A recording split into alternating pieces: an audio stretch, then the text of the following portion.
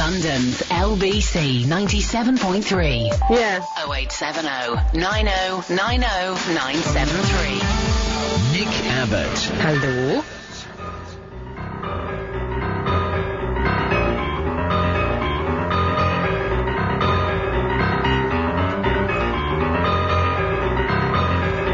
Turkey sandwich, anyone? No. Mince pies? No. Anything at all? No. Oh, no, I've eaten so much. I've been eating things that I don't normally eat. I'm eating meat again. What? Yeah. Having not eaten any meat for about 20 years. And you know what? It's delicious. Who knew? Have you not been eating any meat at all? I thought you still ate... No. What, fish? But that ain't meat, is it? Oh, I see. If it doesn't go moo... and it's not meat. If it's got a face, then I wouldn't have eaten it. And fish don't have faces, they just have eyes that stare at you from on top of the ice. Freak me out. Which is why I only... Huh? You have little mouths. Horrible. Full of teeth that they are. Which is why I only eat fish that come in boxes with instructions. And are cut into rectangles so as they don't look like they've ever been alive. No skin, no bone, no nothing. What, like fish fingers? Well, no, not... I wouldn't go that far. No, not fish fingers. Because they're bits of fish that have been all mashed up and then reconstituted into a finger-like shape. Hmm. Yeah, well, that's the peace sign equivalent of a turkey Twizzler, isn't it? Well, but you don't know that the horrible guts have gone in, do you? Because it still remains white. They could have bleached it. We've got no idea what goes on there. They could have done. Homemade fish cakes, though. Oh, well, now you're talking. They're lovely. Yeah. Did you bring some? No. We haven't brought anything. We've kind of stuffed ourselves stupid, so... Yeah, no what is more that? room. Do we have to eat and eat and eat as though we're almost packing on fat for hibernation? Yeah, well, I feel I have. I could hibernate for the next few days. Yes. Yeah. All you need is a TV and a newspaper-based quiz. Don't bother buying any newspapers today, ladies and gentlemen, because there's nothing in them. Really weird that the newspapers are being printed today, which means, or implies, that they would have to have been written yesterday, i.e. Christmas Day. But they don't get printed on Christmas Day, which would have meant that they would have been working on Christmas Eve. Now, you think that, as a journalist, you'd rather work on, or as anybody, in fact, you'd rather work on Christmas Eve than Christmas Day. Yeah. Because Christmas Day is Sunday to the nth power. Drawing on my wide knowledge of maths, that's an actual fact. So really, it would be better to have the day after Boxing Day off. Well, I just find it strange. I mean, who needs a paper today? I mean, most of us can barely see. We're scrabbling around in the cabinet trying to find, desperately on a search for any old Rene or aspirin. Do you think? I don't think any of us look like we've overindulged particularly, though. No. Well, I stopped relatively early and had a moderately quiet night. Went to bed at midnight, me. I'm a good boy, I am. Did you? Very good. See? Well, I was only about an hour or so after you. It's not bad. Of course, you had the, you went to church to try to kid God that you love Jesus on the one day of the year that you actually make an effort. That's not going to make any difference come the day of reckoning, Luce. Thanks. How did it go? Midnight Mass? It was Must really have been nice. freezing in there. No, it wasn't too bad. Right. How do you heat a church, by the way? I mean, how would you even go about heating a stone-cold giant space like that? Well, you don't take your coat off, of course, With the throughout warmth the service. of the love from the people that go. Probably something like that, right? Yeah, of course, yeah. Had my scarf on, my hat. Well, keep you awake. Yeah, it was good. Belting it out, you were? Oh, yes. Hark the herald. Oh, come all ye faithful. Oh, what else did we do? There was a rather strange song in the middle that the choir sang. That was, which was fine, but one of the soloists was a little bit ropey, if I'm honest, and my brother and I had to look at the floor and not look up, in case we laughed. Well, that's not a very warm and inclusive thing to say on Jesus' birthday. Awful. He was doing his best, but you know if another family member is going to start laughing, so we both just decided not to look at one another, and that avoided any embarrassment. Yeah.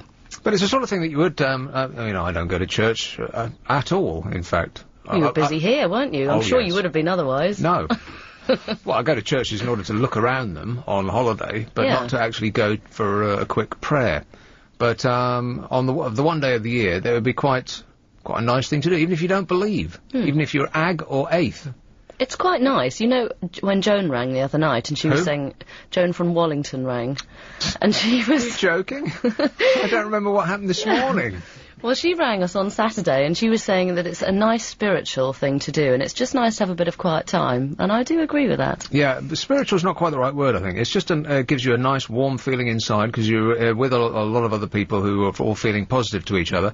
Very rare that you will actually get stabbed or shot during a service.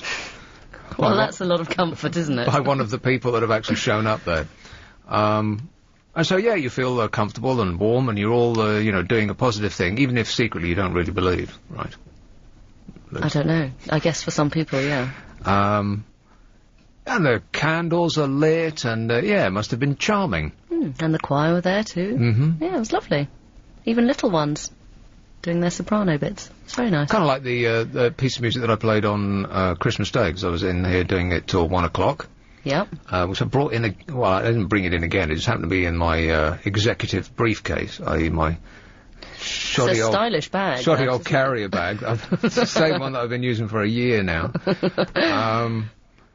Well, Yes. That's good for the environment. So if anybody wants to hear it again, then absolutely, yeah, sure, why not? No, good, because I missed it the other night. I wonder if anybody's actually alive, has the... Surfaced. Yeah. What do you think? Because it's deathly quiet out there, apart from in the London's fashionable West End, where all of the coaches in Berkshire are parked because Reading was playing Chelsea today, and they held them to a 2-2 draw. What a match that must have been. They're doing fantastically well in their first season at the top, aren't they? Because you'd normally expect a small club like that to, and I hear, Lucy is hanging on my every word. Oh, football. Oh, I love football. We're on to football, thought Luce. good. Oh, great. That'll be our topic for the next 3 hours. Oh. No, but you'd expect, Alex, back me up on this, a team, tiny team like Reading in their first season amongst the big boys to be struggling near the bottom, not holding Chelsea to a 2-2 draw at home. It's remarkable. Oh, I Alex agree. is just as interested in football as Exactly. Lucy. Probably even less so, I would say. Really? I have to listen to a lot of the football through my husband, so I do sort of hear it every now and again, and Right. I'm expected to look enthusiastic too, but, you know. I have a long-standing theory, and correct me if I'm right, wrong. Back me up if I'm right. Correct me, keep it to yourself if I'm wrong. That the reason that women hate football, particularly on TV, because, I mean, they wouldn't go to a match, but occasionally you walk past the television and there's one on, is not the actual football part of it, it's the sound that it makes. What, that they dislike? Yeah, an animalistic roar that constantly is coming from the TV, and it just, it's like nails dragging down a blackboard. You just can't stand it, right? I don't know if it's that. Yes, Nick, you're absolutely right. Well done. Sorry. Nail on the head there. But then again, you see, it doesn't apply during the World Cup, because then girls like it, don't they? Do well, some they? girls like it anyway, but yeah, I Get think caught they up do in the then. patriotic fervour. Yeah. Huh. I know, it's funny that. But it seems quite exciting then. Right. Yeah. Well, that's, yes, but the World Cup is a bit, is less like football and more like war, isn't it? It's a world war.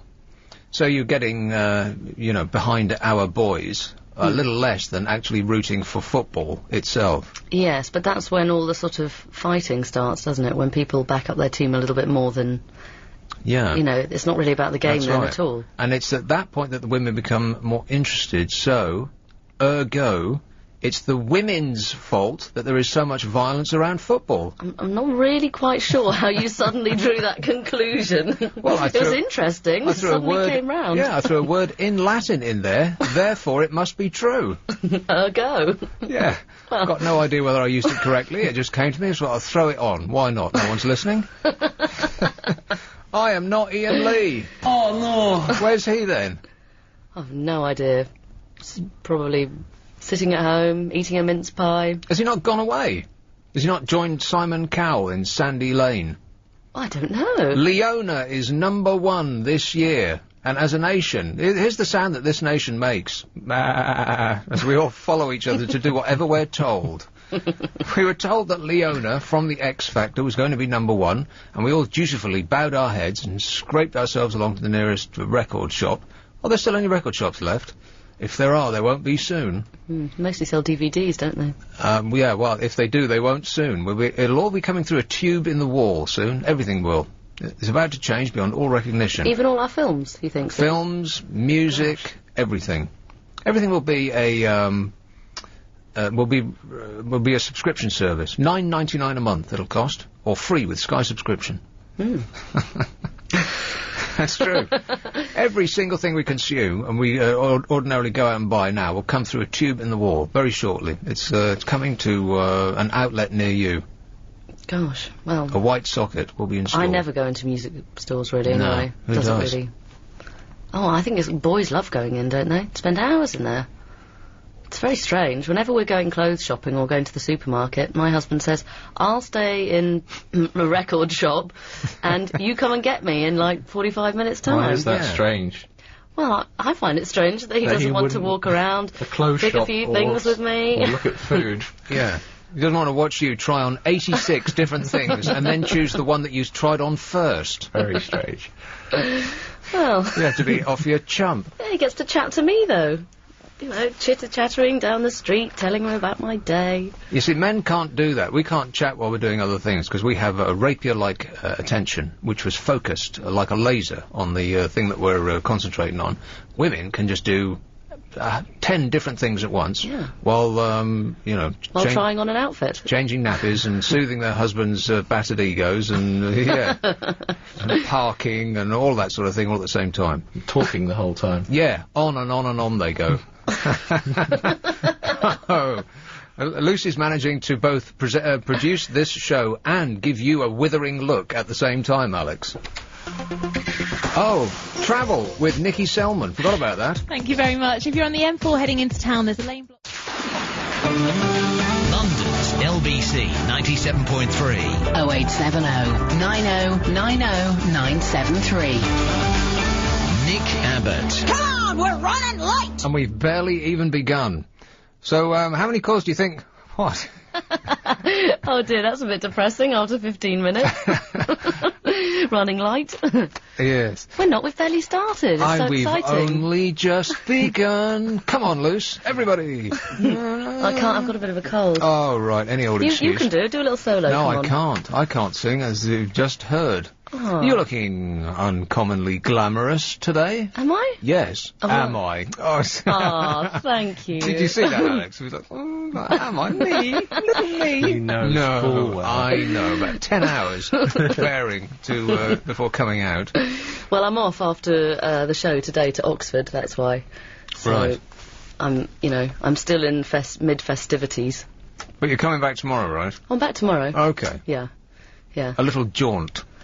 Hopefully, yeah, I'll be fine. Off for a quick one. Yeah.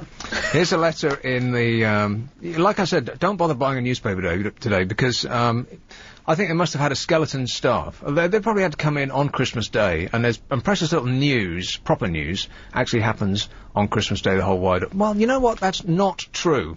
If, yesterday they had a full staff, then they would find just as much news as they ordinarily do, because there's, just as much death and destruction and mayhem, which is what newspapers deal in, happened yesterday, as happens on any other day of the year. But you'll find little of it in newspapers, because it's all quizzes and adverts for all of the things that you just bought at full price, which are now 50% off. I know, isn't that depressing? Every single one of them. Plus half-price sofas and vacuum cleaners. Yeah. To clean up the mess and accommodate your turkey-fed bottoms. Oh Yes. dear. I'm hoping to get a half-price bathroom, talking of bottoms. So a full suite I'd like. No. I just How thought of come the you're the toilet. most disgusting person on this show? Well, you just brought it down. That's It just horrible. reminded me that I saw, there's lots of half-price sales going on at all the DIY stores. That's jolly good news. You might look like a lady, but you don't sound like it, that's for sure. Oh. Here's one in Bracknell. Hello, Jethro. How you doing? I am all right. Yeah, happy Christmas to you. Happy and Christmas, yeah. And who's the backroom boy today? It's Alex. Alex, Yeah. as in Alexander. I don't know. Oh, don't you find out about your colleagues then? No, we're not that close, no. Oh, well, fair enough. I'll just let that one go then. Yes, I just returned from our local public house where I viewed West London boys in blue struggling against us local Berkshire boys. Can I talk about this? Yeah, sure, why not? For a 2-2 victory, which I think goes down very well for Steve Coppell. And I think that the people that went to Chelsea were taking advantage of the slack parking rules. Well, just before I go on, there are slack parking rules today, right? Because I left my car where I fine. wouldn't normally leave it. On a double yellow. Well, not a double yellow, but it was a single. Assuming that I wouldn't get... Oh, dear. The full majesty of the law wouldn't be brought down upon me. Well, I saw a truck going past with a few vehicles on the back. But it's right, okay? Today's yellow lines are all right? I hope so, because I'm out the back on a dodgy one as well. Okay. Yeah, I think that the people in Chelsea have taken advantage of this, because I've never seen so many cars and coaches. They're everywhere. You can barely squeeze by. And they all came to see Chelsea draw. Yeah. Huh. Which is, it's a nice Christmas thing, isn't it? Because it means everyone goes away happy because the points are split. No, I don't think that Jose Mourinho would be happy, no. Oh, right. Which footballing official did he blame this one on? I don't know, I didn't see the end of it. I walked out the pub at the end, having got the kind of result that I wanted, which I was happy with, and I didn't wait to see his antics or his demonstrations of frustration and anger. Yeah. I didn't wait for that. So in Bracknell, do they actually support Reading? Because I mean, I know they're close too, but you think there'd be some. I think the pub was sort of split quite half and half because Chelsea have only been the sort of a favourite around this area for a number of years, being a team that's been consistently in the top flight for and situated to the west of London. But Steve Coppell has brought Reading on, and they're doing very well actually up in the. I think it's called the Premiership, isn't it? Where they're holding the 9th position. Yeah, they are doing fantastically well, yeah. It's not bad for agricultural boys from Berkshire, is it, really? As opposed to sophisticated nightclub dwellers from West London. Yeah, lounge lizards they are. Yeah. How was Christmas? It was good, yeah, I had a nice time yesterday. I met some friendly people, went to church in the morning, and then was invited around to neighbours for lunch in the afternoon, which was very nice. Was it your singles visit to church this year? No, I try to go regularly so that I stay in credit. There's a good Lord above. It's always best to be in credit rather than in debit, so it was nice. I enjoyed it. I don't see why more people don't go, because it's not a painful experience actually nowadays, but doesn't seem to be as. I think you've got to pay for things nowadays, huge amounts of money. If something I like to get onto, if people say that's going to cost you a lot of money, people seem to be attracted to it. But if it's relatively lower down the sort of economic scale, then people say, it's not worth it, is it? For example, I was in conversation with a couple of local women the other day, and one said that she had a desire for, at some point in 2007, a Prada handbag. And I said, well, how much is that going to cost? She said, £500. And she didn't say that. Lucy wouldn't be seen dead with one that cheap. 500? Is that all? You're joking. Yeah, it's just rubbish, isn't it? And I said, she said that with glee and excitement, and I thought, well, I'll have to take out a second mortgage to buy a handbag like that, and I'm much happier with my sort of ex-Oxfam handbag when I walk around the streets. Well, that's the entire nature of luxury goods, isn't it? They need to be expensive, otherwise people don't want them. Yeah, there's some logic in there. The luxury goods have got to be high price, haven't they? But I heard on another alternative radio station that I just happened to be passing through at some point earlier. By accident, yes. Yeah.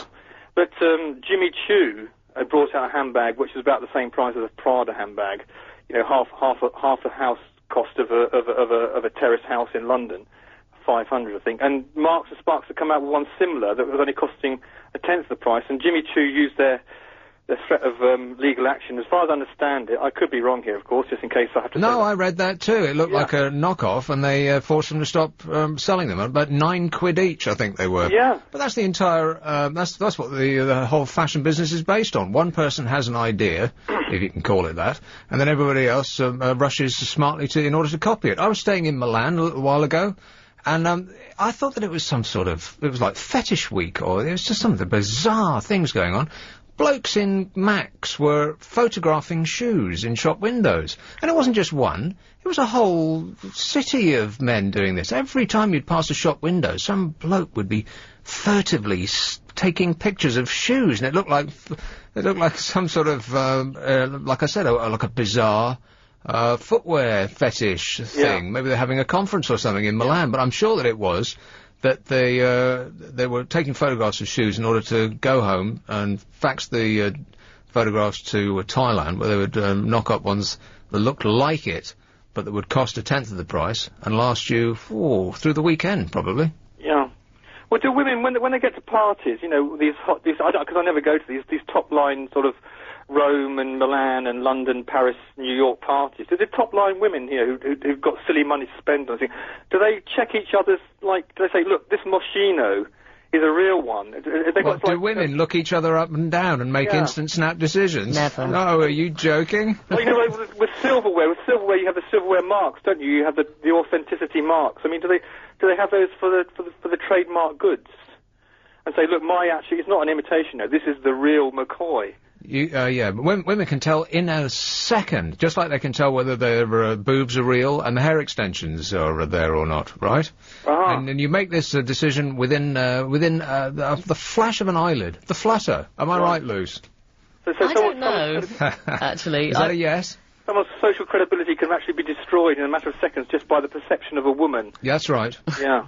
I can't stand those bags with with all the wording that's fake. I think sometimes they can be obvious, but if it's a bag that's just discreetly got the label inside, I wouldn't know the difference at all. Just the whole concept of buying something that is itself an advert, like you're a walking billboard with the company's name emblazoned all over the thing you just bought. That just seems ridiculous to me. I mean, that just seems as though you are the butt of a giant corporate joke. You've just spent £1,000 to carry around an advert for the company that you just who's in a shop you've just been in. Well, I can remember that started with people. Do you remember years ago, about 1980, I think, people started, when the whole trademark thing came out, people, instead of having a pint in your beer glass, either a jug or a straight, it became very important to be seen to be drinking out of the right bottle. Do you remember? People used to deliberately hold the label so you could read them. Do you remember that? No, I've never done that in my life. What are you talking about, Jethro? What kind of bars do you go into? Don't answer that. This is not wanting to, flash around a logo or a brand name or anything. This is LBC. Available on DAB Digital radio. This is LBC 97.3.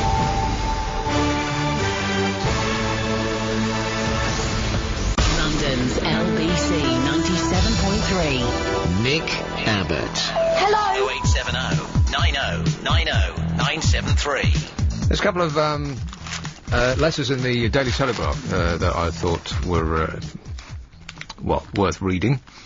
To hear the first cuckoo of spring, usually in recent years in April rather than May, brings great joy and excitement, but to hear this loud and distinctive call in late December is a matter of great concern for all our wildlife, which must be unable to adapt to the effects of global warming. Two things. First of all, letters about the first cuckoo of spring go to the Times, not the Telegraph, traditionally, right? Dear sir, I've just heard a cuckoo, is this a record? That's the Times, what they print, right?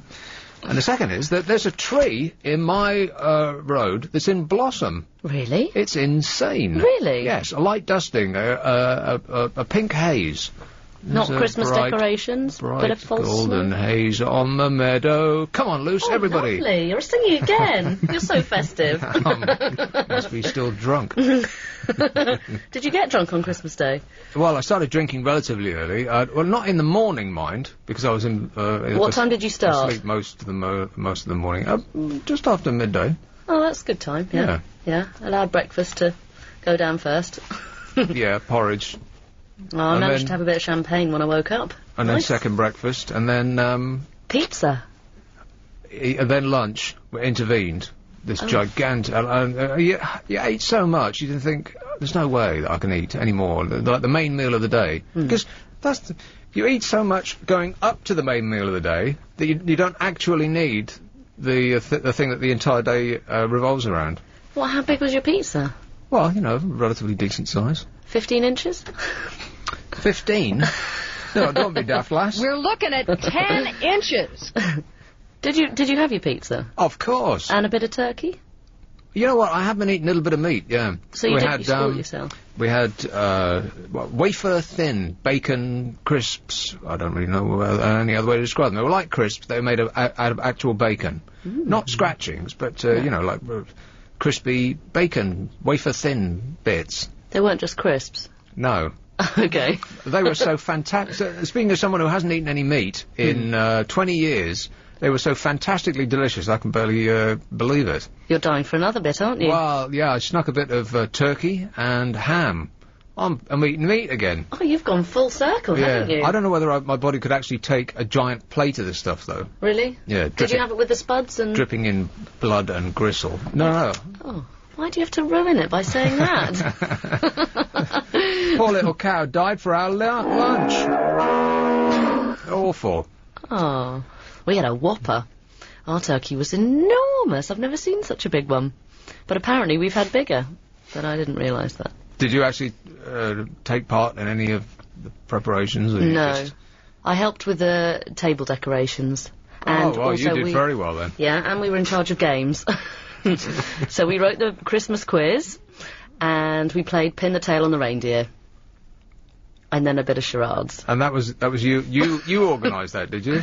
So you took Yeah. over the duties of a 10-year-old. Well That's done, right. Lucy.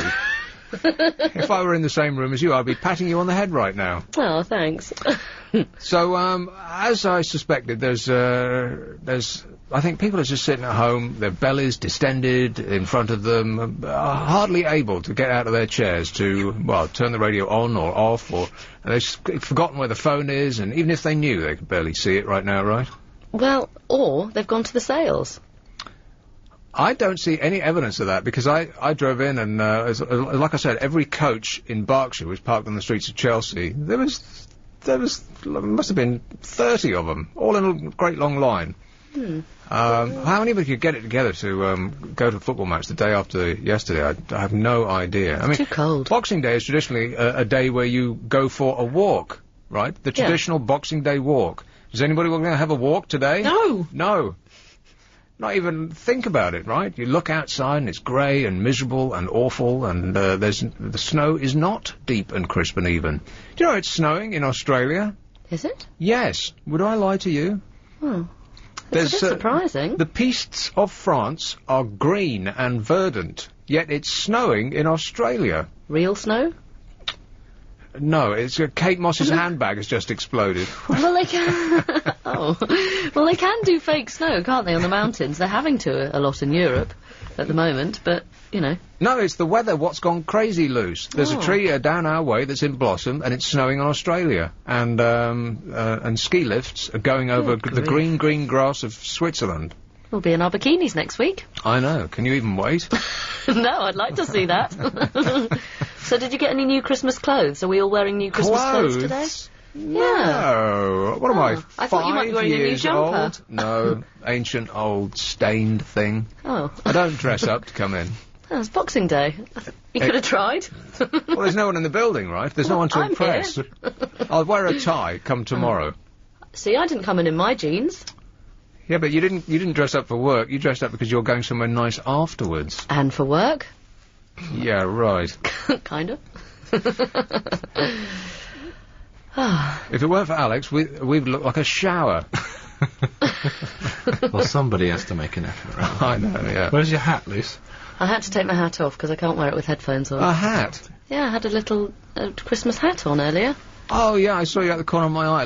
You look like Santa's little helper. Yeah, you didn't how look like was you that? recognised me. No, I didn't know who you were for a second there. You said, "Who is that little fairy?" What kind of a hat was it? It was just a kind of little It looked like lopsided beret. A beret. Sort of. A beret? A bit cooler than a beret. I'm sorry, but if it's called a beret, then the word cool does not go with it. It's not called a beret. It's Right. sort of half cap, half hat type Only thing. if you're in the United Nations peacekeeping force, you're allowed to wear a beret. In Tiffany blue. How did they pick that colour? It's not a beret. Mm-hmm. Looked like a beret to me. looked like a fat beret. a beret with a paunch. Oh, it sounds dripping so down the side of attractive. your head, yeah. That was a Christmas present. Oh, like I said, it looks super on you. Red is your colour. Thanks. Goes with your eyes. Oh. So what do you reckon? Are we going to get many phone calls today? Does Well- anybody think we're going to get any phone calls today? No. Sure is busy so far. Yeah, I'm overwhelmed.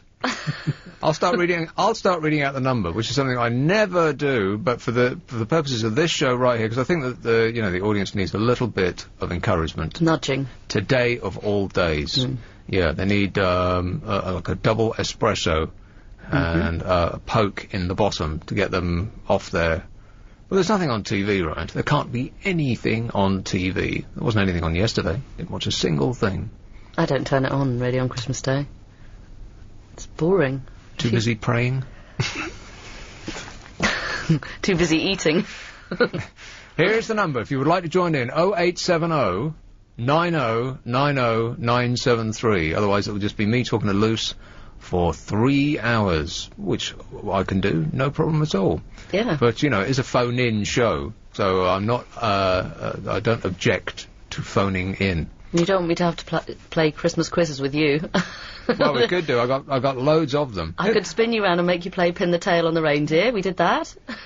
Did you fancy that? Just below. No. On the reindeer. I thought it was the donkey. Festive reindeer. That is the noise that a reindeer makes, by the way. No, actually, we were doing what's the noise of a reindeer last night. Do you know what the noise of a reindeer is? No. It's more, well, my father did it the best, but it's sort of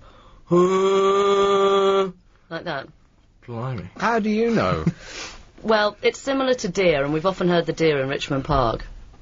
So if anyone can beat my reindeer impression... Keep it to yourselves. Yeah. Please don't do it again. No, quite. It was disturbing enough the first time. Ladies and gentlemen, you heard it, but you didn't have to watch her do it. That was awful. And you arranged your facial features in the way that you thought a reindeer might look while it's doing I know, it as it's well. attractive, wasn't it? That was worrying. She was really getting into the part there. Robert De Niro himself wouldn't have been able to pull that off better. I was getting ready for the rutting season. You are out of your mind. The other letter that I thought was worth reading. I have been advised by the pension service that, on reaching the age of 80 in January, my state pension will be increased by, guess how much? That's right, 25p a week. Woohoo! I am so overwhelmed by this huge increase in my income that I cannot decide how best to use it. Could any of your readers make suggestions? That's, talk about a gigantic slap in the face. How would you even dare to let someone know that their pension was going up by 25p a week? That didn't even buy you a paper. No. You can't even get a penny chew for 25p anymore. You might get these. What's that? Chocolate buttons. You bought chocolate buttons? You are 5 years old. No, Alex bought them. Oh, like I said, well done, Alex. They're lovely. Why is it only girls can be childish and boys are never seen as childish? They're just being cool. Yeah, well, look at him. He's 8 feet tall and built like a building. I'm not going to tell him he's childish, am I? Well, no. Plus, his car's twice as big as mine, and he could smash it flat just by reversing over it. Yeah. And guess what he was taking a picture of the other night? His dashboard. Don't tell him. Oh, sorry. What? I was breaking the law while I was doing it. Yeah. Who does that? Takes a picture of his speedometer while he's driving. Oh, while you're driving? Yeah. Strange. You're breaking the law, like... Well, I was achieving at Judas astronomical speed at the time, that's why. I had to What? record it for posterity. That's good. We can Wait give for it my to the car to police blow for up. evidence. Oh, dear. So you 70 miles an hour on the nose. You're right. So you saw him do this? No, he said, hey, look at this. Oh, you were bragging. I was like, oh, great, brilliant. You take a picture of yourself while you're driving. Have you still got that picture? Maybe. Can I have a look? We'll do it appropriately after the travel. So you were driving along and you thought, wow, look at this. Like my skin is virtually being sucked off my face, I'm going so fast. And I felt like Jeremy Clarkson when he was driving one of those little open-top go-kart things with a massive engine in the back. Were you inclined to just shout, ah, while you were going on? Yes! So you were so thrilled at your clapped-out jalopy going at such giant speed. You thought this would be a good opportunity to take my hands off the wheel and look at where I'm going through a phone. Well done.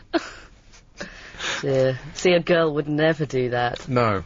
No. Quite right, too. But I was told that that's quite... He said, you won't understand, you're not a boy. That's not cool, though, is it?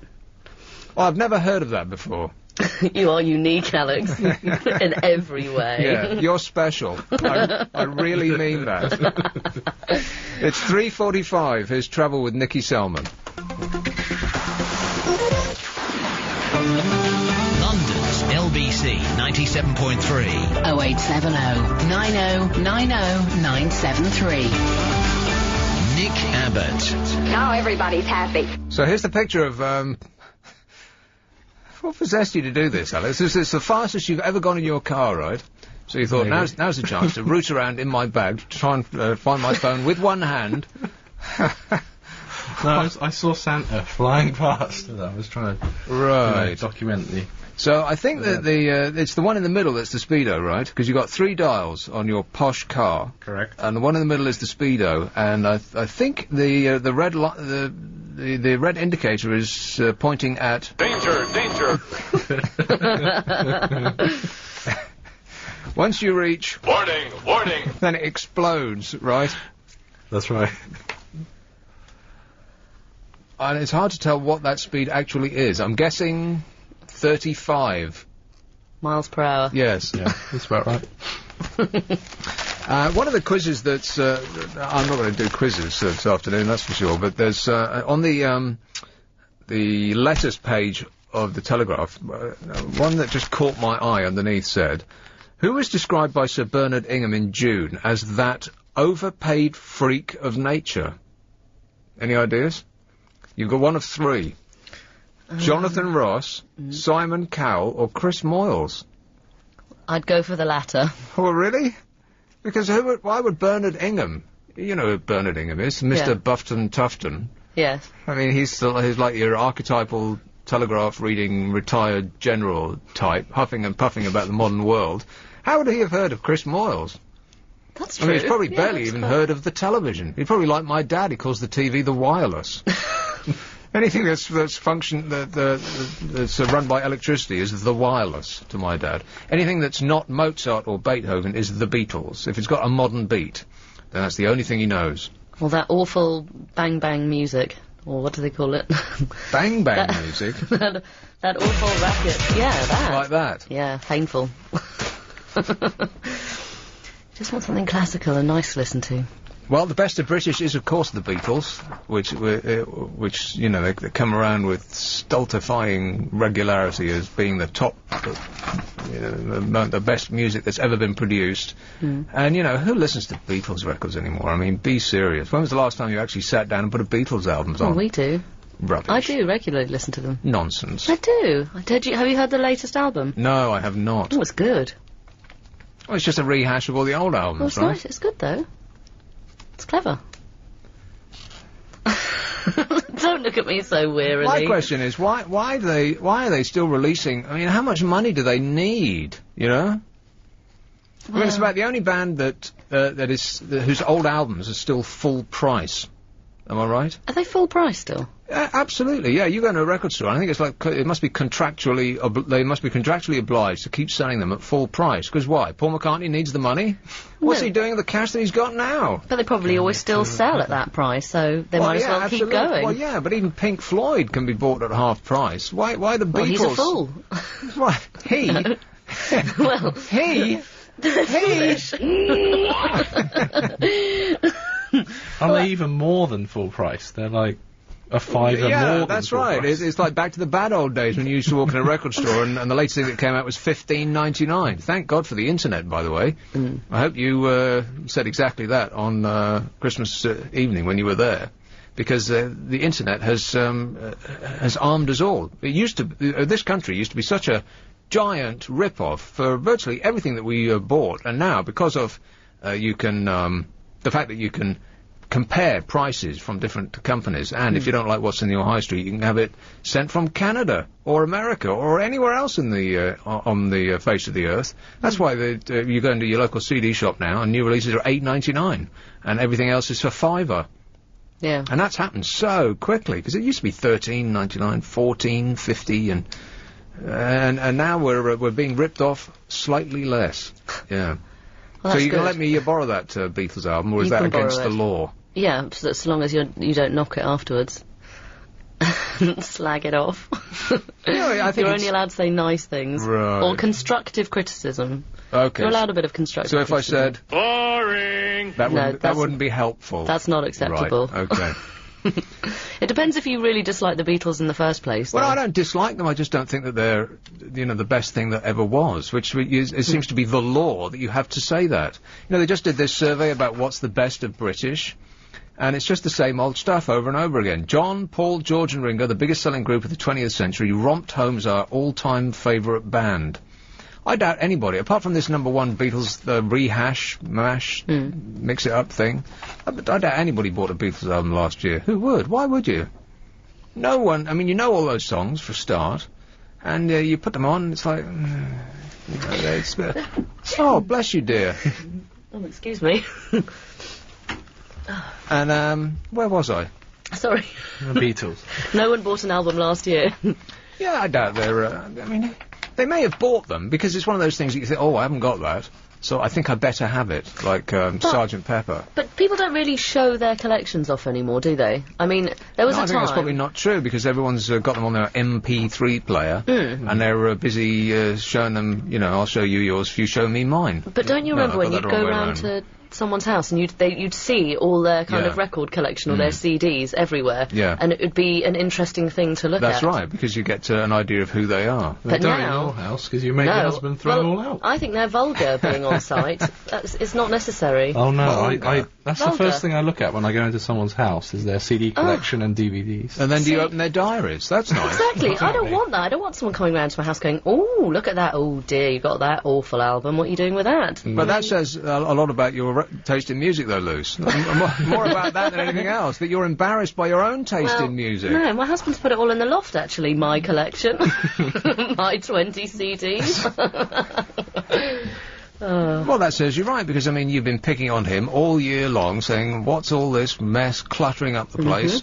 I want you to take everything that speaks volumes about you and take it away. You must metaphorically strip him down and build him up from the ground up. No, I'm still fighting him a little bit. He's still keeping his Nirvana pictures up on the wall. He sent off for some signed CD What? by Kurt Cobain. Was he 17 years old? Oh, dear. He bought it ages ago, and it's signed, and apparently it's really cool. No, And it's not. It's not, I know. It's up in the spare room. Kurt and- Cobain is really not cool, staying. but the picture isn't. Well, it's, yeah, You know, apparently being it's as the how fact he's that really it's, dead, it's, a, yeah. it's a signature, I don't know. If Oh, you it want must that it kind must of be thing. worth what, £5, £6? I think it's worth a bit more than I that. seriously doubt it. Kurt Cobain. Really? Well, yeah, you can get a signature from Marilyn Monroe herself for a couple of £100. So Kurt Cobain ain't going to make. Is that all? Yeah, something like that. These people. Well, that's the people only still reason do he's that. argued that it's cool to me, that it's Well, allowed to because be of- up at all. Because of its monetary value. Well, I said this, I don't really care about that, but he says, oh, no, it's got to stay up for a while. Oh, boring. In what room is it? The spare room. Oh, right. Well, It's that's all right. temporary, though, Well, who because- goes in there? Well, the spare room hasn't been decorated yet, so it can be up there for the meantime. It's fine. That's his room to look at his pictures. Just go in there and stare at the picture and Yeah, then and walk out again. And a very In strange another room. Banksy one as well, with like an army tank and then a whole load of soldiers standing at the front with acid faces. Yeah. Well, smiley that's Miley right, faces. Not yeah. acid faces, Oh, but sorry, smiley. acid Yeah. faces. Yeah. yeah, I've seen that. It's good. Yeah. But if that's an original, then that is worth something. Yeah. But not, I'm guessing. It's a poster, right? It's a print. And you send him into the spare room in order to look at his priceless art collection. Here's a noise you'll hear over at Lucy's a lot.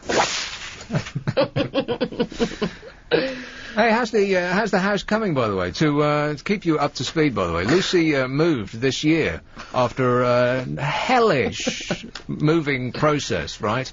You were gazumped and usurped and all those other words. Yep, all of them. And eventually you moved to your dream home, a charming little cottage with roses over the door, with a white picket fence and a little dog yapping in the yard. With a football ground on one side, a kebab shop on the other, hot and cold running rats on every surface, and a brothel across the road. How'd you like the house so far? I hate it!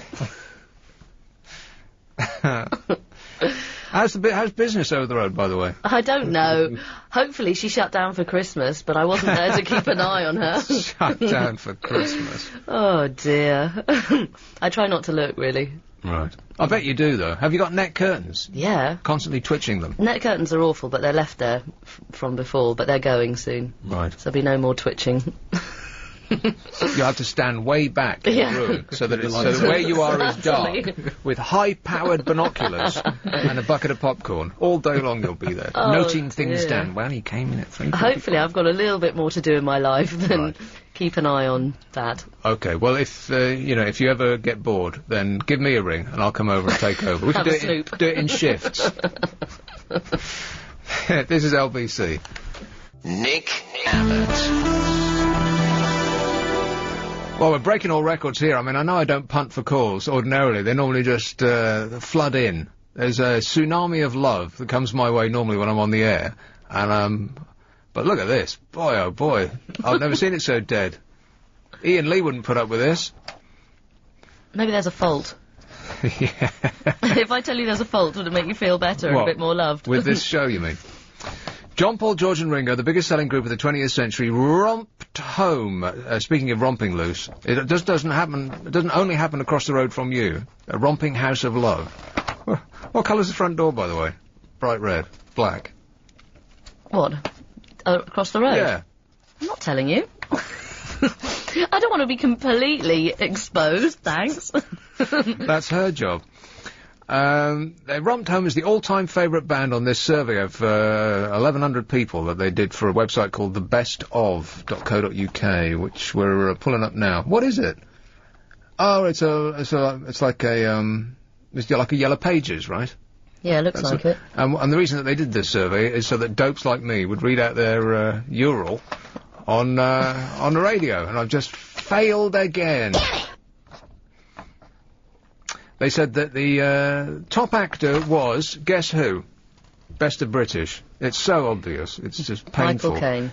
Well, no. Close. Hugh Grant. No. Older. Sean Connery. Sean Connery is the right answer. How obvious is that? When you know it, it is apparent. Top car? Aston Martin. DB... 9. No. 7. 5. Oh. 7? 7 was an ugly duckling of a thing compared to the 5 and the 9. No, DB5, that was the original, the silver one with the wire spokes that he had in Thunderball, and, don't you want to just rip off all of your clothes and throw yourself on its bonnet, Alex? You sometimes see them coming out of the garage behind you. Oh, that's right, because there's an Aston Martin garage. Right. There'll be no one there. Let's go. Yeah, that's right. Yeah. I've got a tape. Have you got your crowbar? On FM. On DAB. And online. This is LBC 97.3. London's LBC 97.3. Correct. 0870 90 90 973. Nick Abbott. Hi, honey. How are you? He broke his leg. I saw that, poor chap. He must have the most gigantic bones in there. It'd take him forever to mend them. That wouldn't be nice, would it? Yeah. Was he skiing when he did it? That's right. Can you believe that he's the governor of California? Arnold Schwarzenegger? Oh, come on. Mind you, we've got Lendit Opic So we can't, you know... We've That's got, true. Yeah, we got Ken Livingstone. You love Ken, don't you? Wonder where he's spending Christmas. Dunno. Somewhere warm, I bet. On a bendy bus.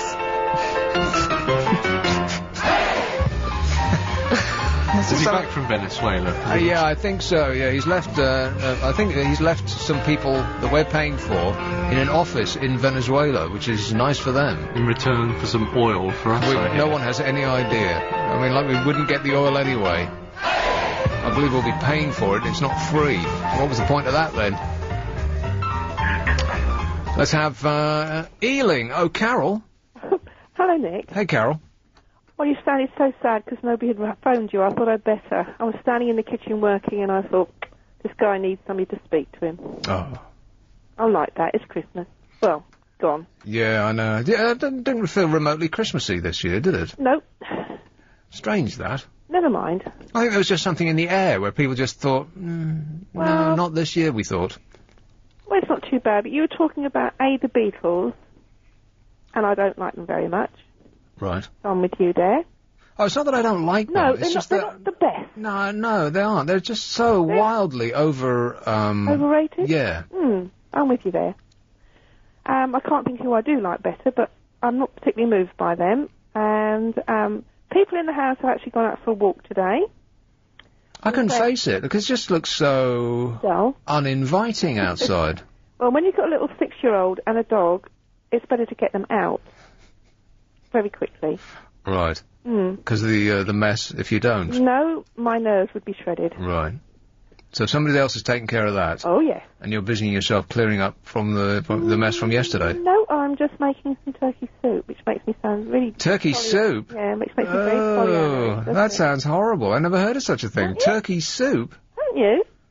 Chicken soup, yes. No. You've got a turkey carcass, you shove them all in 2 saucepans, throw loads of fresh vegetables at it, put the lids on, and some water, and go away and leave it. That sounds about the most disgusting thing I've ever heard. It's the tastiest, trust me. Well, I only do it once a year because I only have turkey once a year. The first ingredient was turkey carcass. Yeah. Carcass? Yeah. There's got to be a nicer word for it than that. All right. The internal movements of a... Movements? Oh, it's getting worse. But you don't think about it because all those bits come out before you blend it, so it just takes... Shut up, Nick. That's going to be lunch? Go off the idea now. Hideous. No, it will be nice. With some really crusty French bread. Right. Tomorrow. Possibly. Or the dustbin might find it. But apart from that, are you having a good time? Yes, I am. Good. Yeah.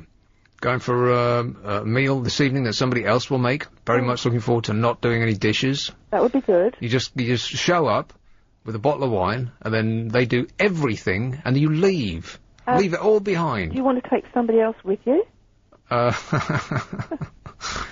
This is how I cooked all day yesterday, and I've cooked all day today. And what manner of love did you get from the family for doing all that? None whatsoever, I'm guessing. Yeah, that was great, Mum.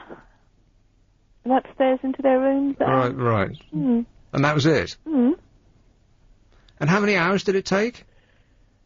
Well, I prepared everything on Christmas Eve, shoved everything in the oven on Christmas Day. I must admit my husband, bless his heart, washed up for me. Big deal. Well, yeah. What can you expect as a man? Oh, sorry, didn't mean to say that. So in hours, what, 4 hours, 5 hours? It was... Including the shopping, mind. Oh, God, including the shopping, you're looking at a good 10 hours altogether. 10 hours? 10 hours of preparation? Yeah, time you've cooked, time you've bought, time you've prepared, time you've cooked, time you've dished up, time you've straightened up. Yeah, 10 hours.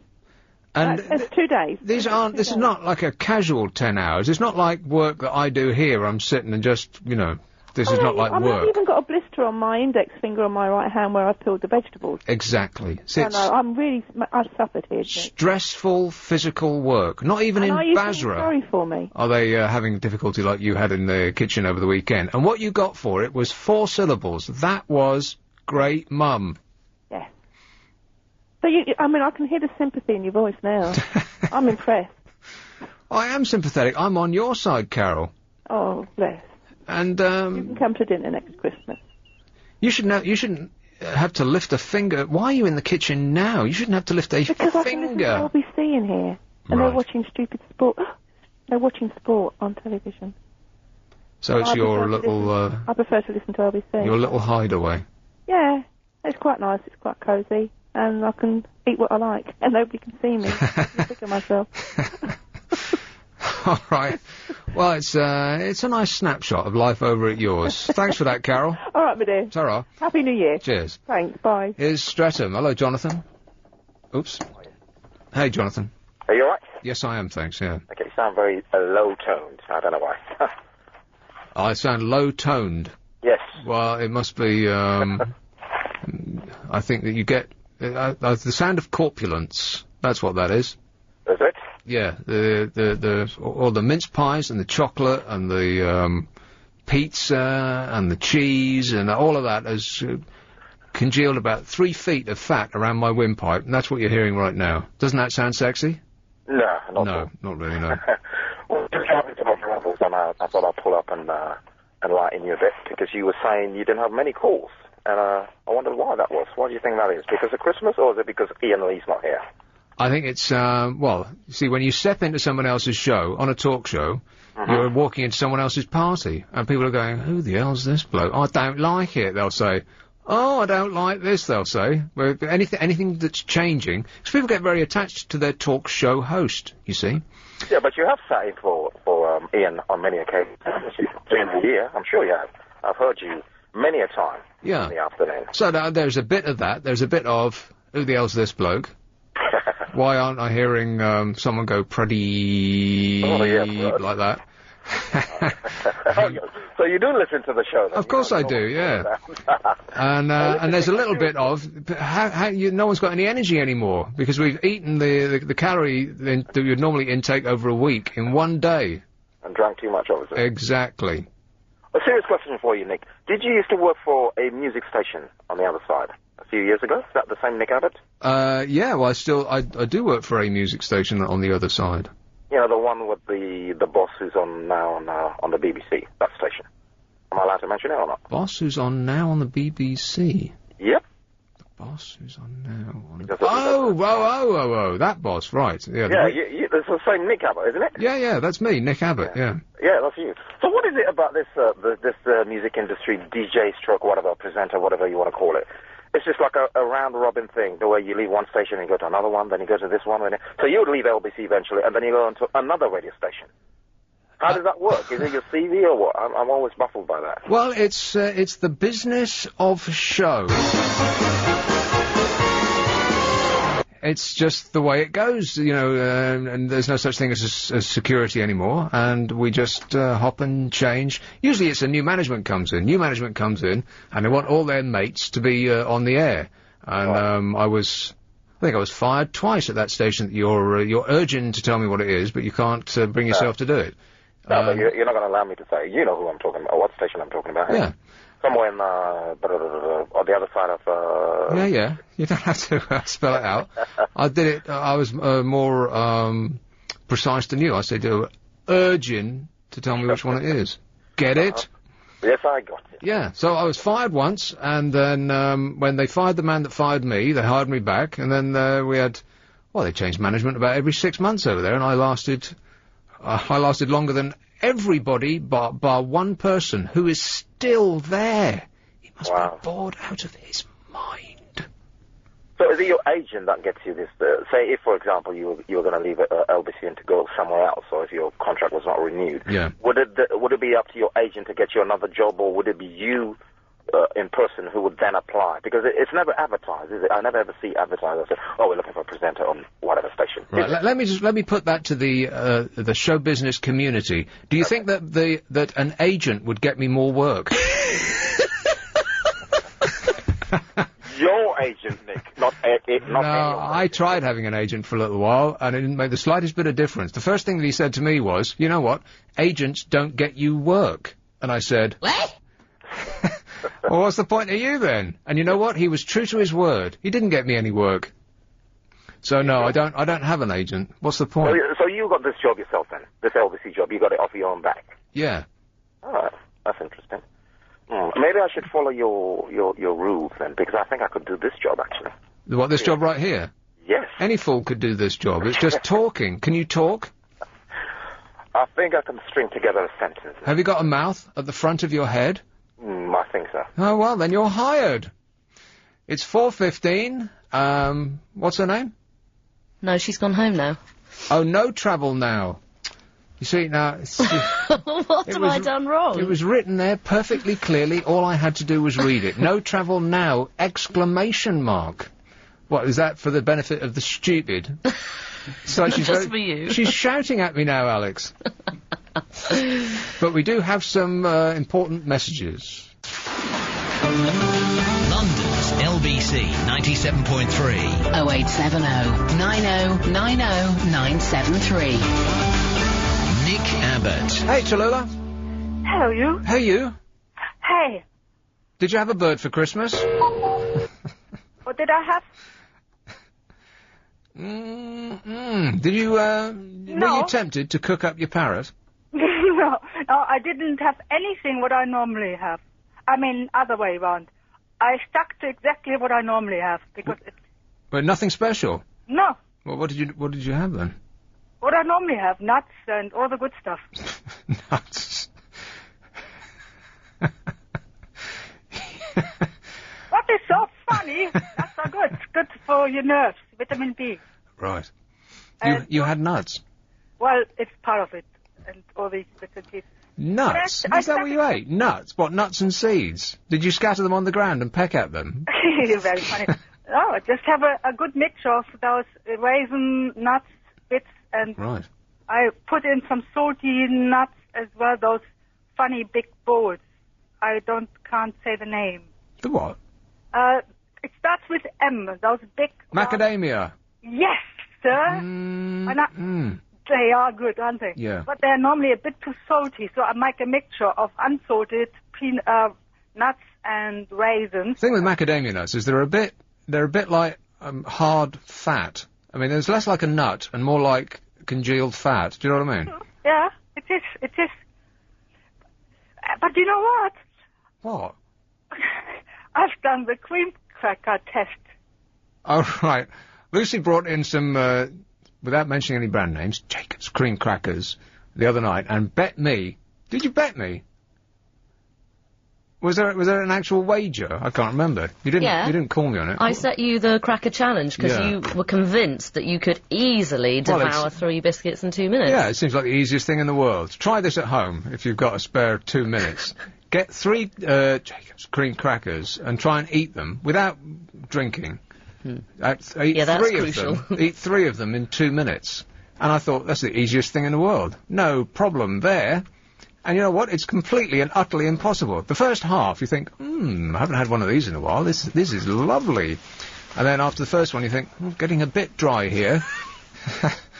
and by the end of the second one, not even Sahara is this dry. You think, I'll never be able to swallow again. And it turns into like concrete in your mouth. It's impossible to do. And how did you do, Tallulah? Well, my test took place at 10 to 3 today. I have not eaten at all at that time, so I was rather very hungry. So I looked at the clock, and it started, and actually, I need a minute for a cracker. And I was convinced I would make it within no time, but it's impossible. It is, and that's something you could win a lot of money by doing this. By this, if we took this out on the road, Luce, by this time next year we'll be millionaires. Doing the cracker challenge across the UK. That's right. Yeah, great. I was absolutely stunned, to be honest. after the thingy, the what's it called? The clock went 1.5 way around. I thought, no, that can't be. That must have been just half. But then I thought, no, but I saw it already on half. So I was stunned. Yeah, not since Paul Newman tried to eat the boiled eggs in what was that movie? He was in prison and he was eating the one he was eating the boiled eggs and What we got here is a failure to communicate. Wasn't he eating the boiled eggs in that movie? Lucy's Googling it furiously. Come on, Alex, it's a bloke's movie. You must remember this. He ate about 50 boiled eggs when he was in prison down south. Well, and what time? What time? Oh, it was about 2:30. No, very funny. 50 eggs? Or in what period of time? Oh, blimey, I don't know. Paul Newman eating boiled eggs film. Lucy's Googling it. She's come up with... not very much not at the very moment. much, no. Cool Hand Luke is the correct answer. Cool Hand Luke. Shame on you for not knowing that, Alex. I'm shamed. Yeah, not since he tried to eat that has anything quite so difficult. It's the hardest thing you've ever put in your mouth, right? Right, Tallulah? Yeah. Yeah. But you have to ask me what my budgie is doing. Hey, what's happening with your parrot? He's overweight. I did weigh him today, and he gained 4 grams in 3 days, and he's on a diet. Well, whose fault's that? Mine, because I let him just sit in his little thing on my back. Yeah. I was too busy with other things. Does he... if you don't know, Tallulah has a small parrot that she carries around in a plastic bag in public. Does the parrot actually jump into the bag, or do you have to catch it and stuff it in head first? No, first there are 2 big seats, and he jumps after them, so he's in there. Done. So so he has to be lured in. Yes. Okay. But, yes? No, that's it. There's another method as well. I switch off all the lights, have just a torch, and catch him while he's sitting on somewhere wherever he sits, on a picture or whatever. And because he can't see in the dark, but I can see because I've got a little torch, I just catch him. He says, "Yes, got you." But we better make it clear that he actually enjoys this process, right? Absolutely. And he's been on the top 100 yesterday. He what? He was at number 81. You know, the best top 100 moments of LBC? Oh, really? Yeah, that was yesterday, over about 5-6 hours. And you catching your parrot was at number 81? 81, we were with Paul Ross, who we proved that Sammy can say prompt, "I love you." And Paul Ross was rather stunned, and it was very funny. Well, I've never been so charmed. Oh, really? Perfect for this time of year. Yeah. Well, thanks for the news, Tallulah. Okay, then. All right, ta-ra. All right. How many times did I appear in that top 100? Here's one in Tottenham. Hello, Maureen. Oh, hello. Maureen. Yes. How are you, dear? Oh, I'm on the radio. It sounds like you. Oh, Merry Christmas to you. Yeah, Merry Christmas, Maureen. I hope that last caller's got a British passport. Why? Pardon? Why? Well, in case she's a legal immigrant. Well, I think we allow people from Europe in these days. Yeah. She a lot of people would disagree with that policy. Anyway. Huh?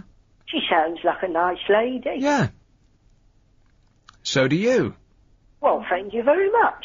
So what did you call about, Maureen? I wanted to talk about the one and only Mr. Michael Jackson. Oh, no. Yes? I believe he's the future. He's above his time, and he's going to be big again.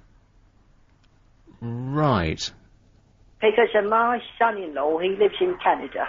He works for a national newspaper, and he was sent to Santa Maria to cover the trial. 6 months.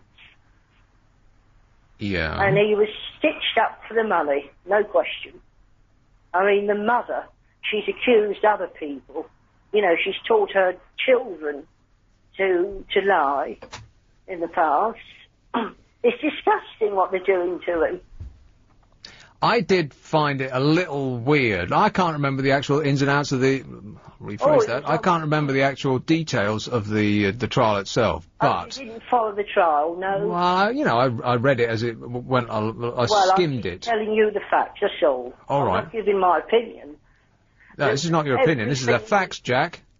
Everything the prosecution, the defence, they were 95% right. Right. They could prove it. They said, oh, Michael Jackson tried to kidnap the mother for 3 days in a room, and she was shopping. Shopping? Silly tale.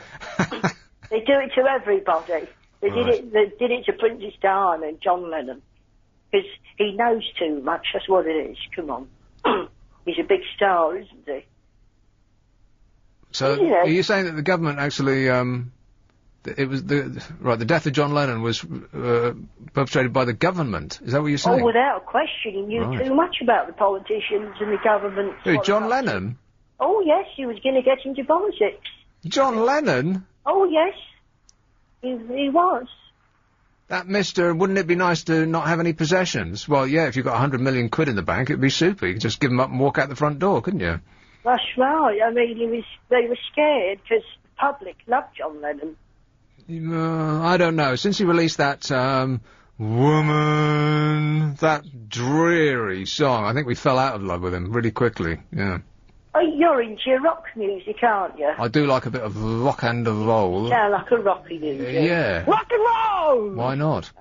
Well, I'm a fan of all music. Yeah, well, so am I. You can't only like one type of music. What kind of a harebrain would only like one kind of music? You've got to like everything. I like jazz and country and soul. Did you like James Brown at all? Dance.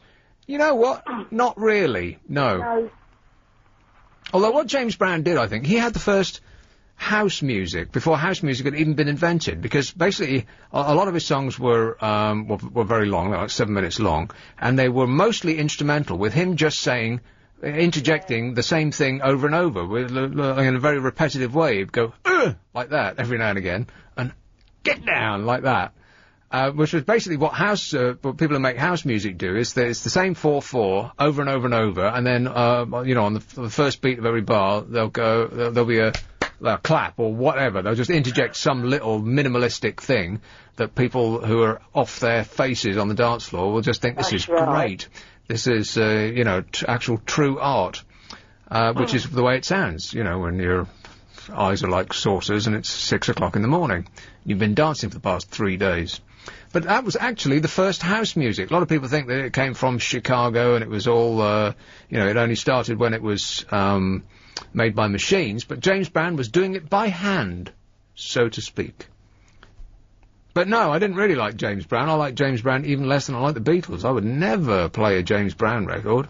Do you like the Beatles, no? Not particularly, no. I mean, they're all right, but I wouldn't actually sit down and listen to one of their, tunes. Some beautiful songs, isn't they, though? Beautiful melodies. Right. Who's your favourite singer? Favourite singer? Or your favourite band? My favourite, okay, probably, for purely, for reasons that he was the first one that I ever liked, after I stopped, the first sort of grown-up music that I hooked onto. There's a bloke called Joe Walsh. And Maureen, you're thinking, who? I am. So I haven't helped at all, really, have I? No, I just trying to think what type of music you're in, what you like. Right, well, nip down to, your local record store and pick up a couple of Joe Walsh albums, all right? Right. Is it country? It's a little bit country, it's a little bit rock and roll, like Donny and Marie. Oh. Call me back and tell me if you like them, okay? I do, okay. All right, ta-ra. Bye-bye. She absolutely will not do that. You like Joe Walsh there, Luce? I've not heard Joe No Walsh. clue at all. Ask your husband. Okay, he'll know, would he? Yeah. What's your taste in music? Oh, it's quite varying, really. Well, sum it up, shall we? Awful. London's LBC 97.3. Nick Abbott. 0870 90 90 973. Are you trying to tell me that this is your act? You know that they're trying to, they once again, it seems to come round, like Christmas, with that regularity, that they're saying that we shouldn't have put the clocks back. Spring forward, fall back, yeah, put the clocks back. Now they're saying not only should we not put the clocks back, but we should put them forward twice. In other words... So we keep it lighter for longer? Yeah, in other words, not put it forward 1 hour in the summertime, put it forward 2 hours No, in the summertime. I thought we go backwards in the summer. No, spring forward, fall back. Okay.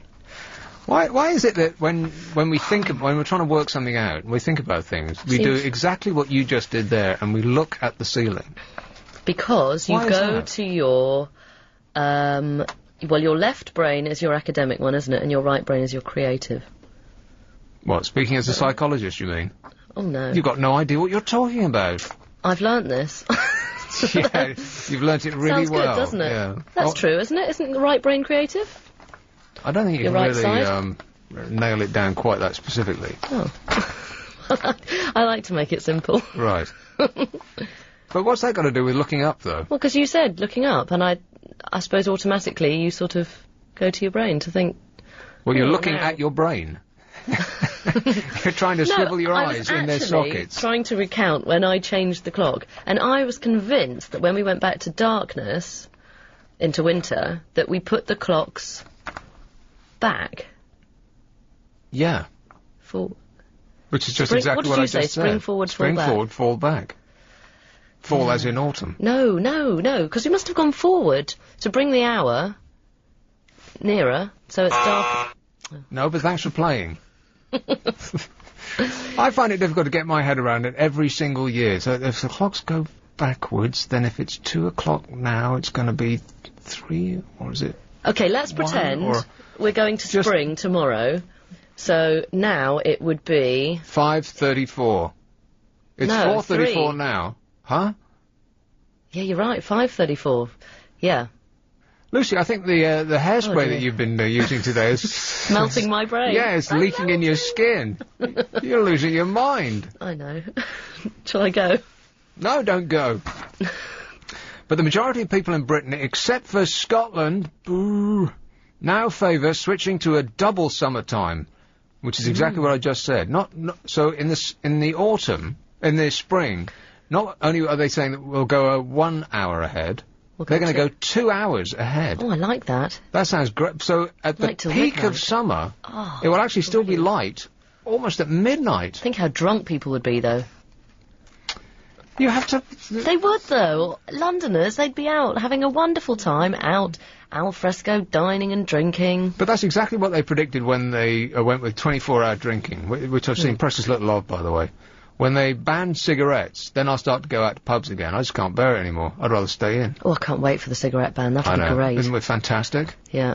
There's a pub that's opened near me just recently, and they've just had a big refit. And they banned smoking on the moment that they reopened, because, I imagine, that they've got all of this, they've covered all the chairs in nice... that's a great cloth idea. And so on, and they've got the curtains and all that, and they don't want to ruin it just for 6 months of smoking, because they're going to have to ban it anyway, right? So they've started already. And you know what? It kind of feels almost as though you're on holiday. It feels immediately you don't notice the difference. You notice there's something not quite right, almost as though you're not out, you're still at home. Is it busy? Oh yeah, it's just as busy as it ordinarily would be. Any loiterers outside, chugging away? Oh right. I don't know. I was inside at the time. They can do whatever they like outside. That's the only thing that I think is always a bit silly. When I went to New York and they had the ban, lots of people at our table had to get up and go out and just hover on the street smoking a cigarette. Right. But that just looks stupid, doesn't it? Well, I don't care. No, I know, but it must make a smoker feel foolish. Do you not think? Well, you know what? When they're at work, I'm sure they have a little sense of satisfaction that while everyone else is beavering away, yes, they're outside enjoying the sunshine. Extra breaks. Yes. Because they're drug addicts. Isn't that terrible? I know. And also, if I left my desk just to wander around, exactly, people would think I was barking. I'm just going off to take some drugs. I'll leave my jacket on the back of my chair. I am coming back. It's incredible, back in really. 10. Yeah. So they get extra breaks at work, but they, so I can't wait till that happens. But anyway, what were we talking about? Oh yeah, the summertime. Oh yeah, sorry, so 2 hours ahead. Well, a poll showing backing for the change throughout England comes as MPs prepare to debate a private members' bill, introduced by Tim Yo. Good name. I know, Yo, Blair.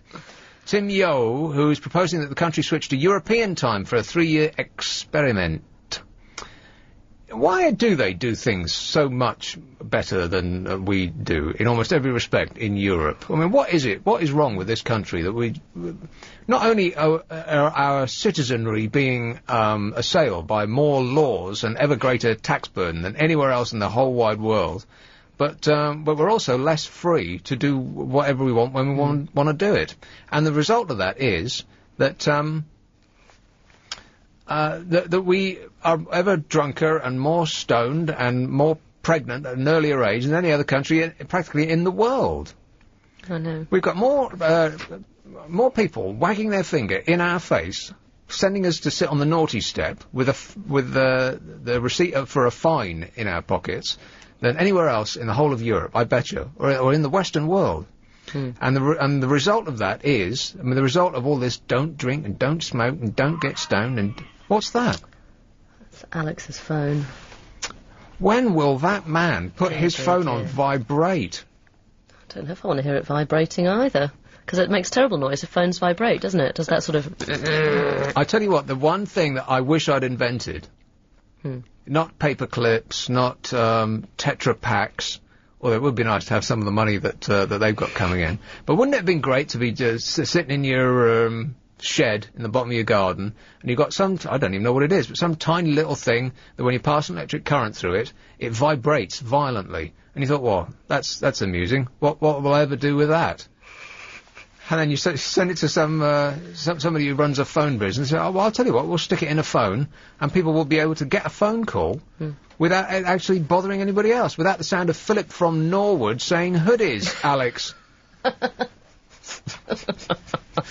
Or the cat's eye. I would have liked to have developed that too. Yeah, but that's just a little bit boring, though, isn't it? Because it just sits there. Is it any more boring than a vibration? Well. Are you kidding? Yeah. Maybe. Is that Jethro again? Looks like it, I yeah. know we haven't got any calls, but you can't call twice. Oh, all right, this once. As it's Christmas. Yes, mate. 2 for 1. A twofer. On a loyalty card. Yeah, that's right. Listen, no, it's relevant. I'll play something to you, and you tell me why it's relevant. I'll come back to you in 30 seconds, okay? Deal? 30? Or 20. This is a packed show. We haven't 20. got 30 seconds. Oh, just to fritter away on this. Drive a hard bargain. Listen to this. Go ahead. Joe Walsh. Rocky Mountain Way.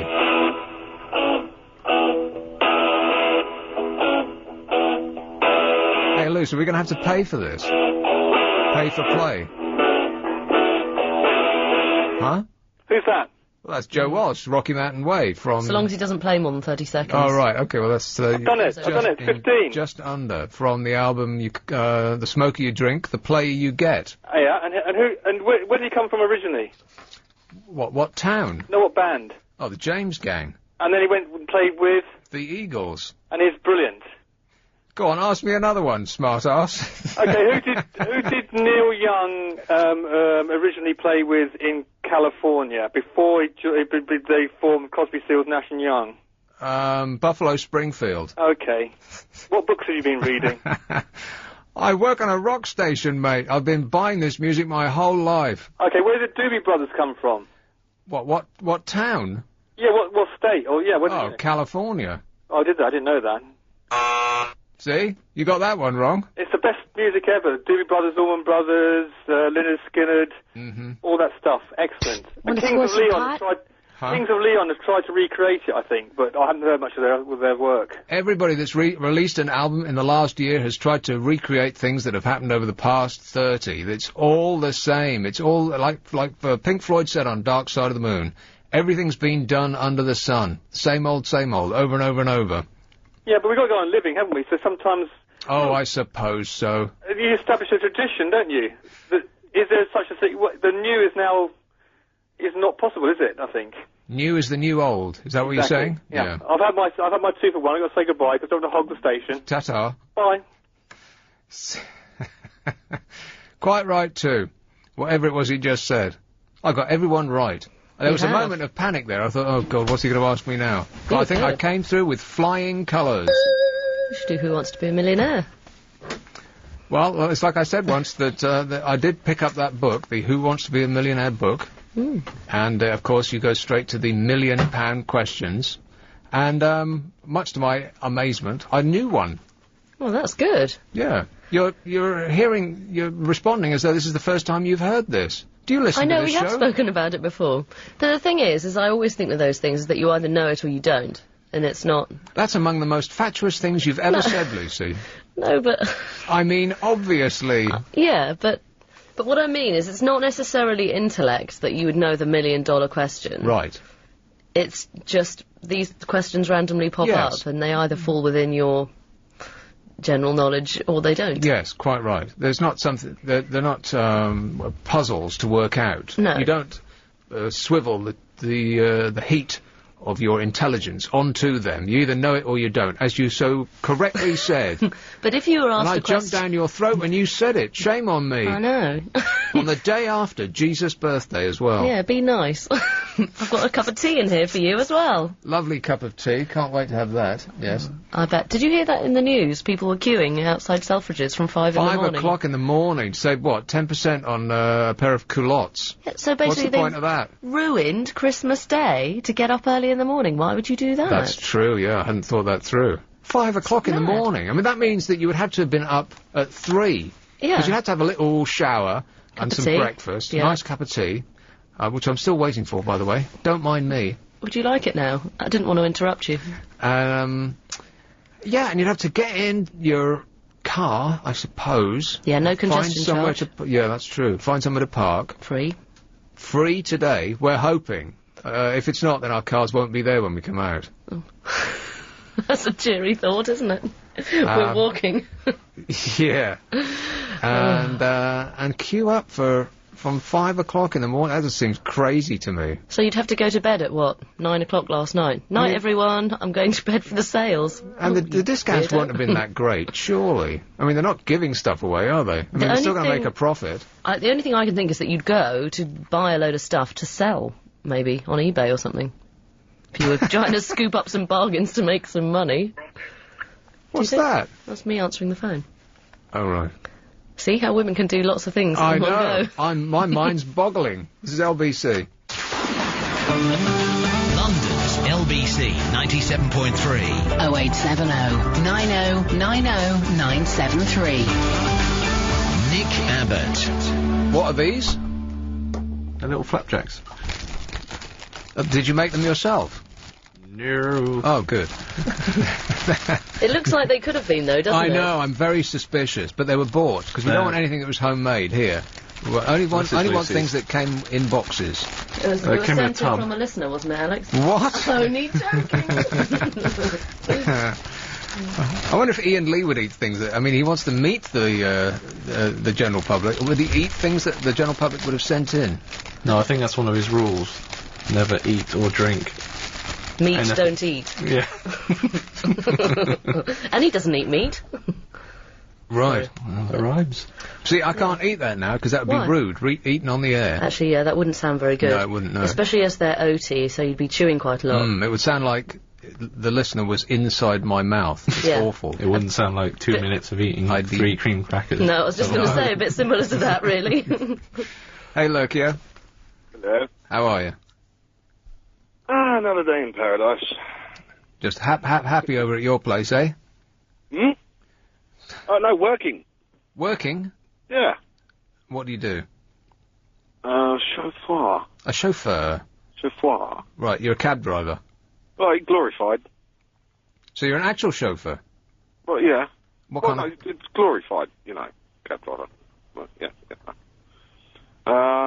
Yeah. No, it was just going back to what you were saying about the Christmas sales. Yeah. Because parking wouldn't have been really that freely available, in central London. Go on. Really. It would have been free, but you've still got a limited number of spaces. So I'd imagine quite a few people would have had to have got a cab down. You know what? I've found a parking space, because sometimes I drive into my other job, which is near, Leicester Square. Well, it's in Leicester Square. And I found a parking space that's almost always there about 30 yards from Trafalgar Square. Can you believe it? Really? It's almost... it's practically guaranteed to be free every day. Orange Street, is it? Orange?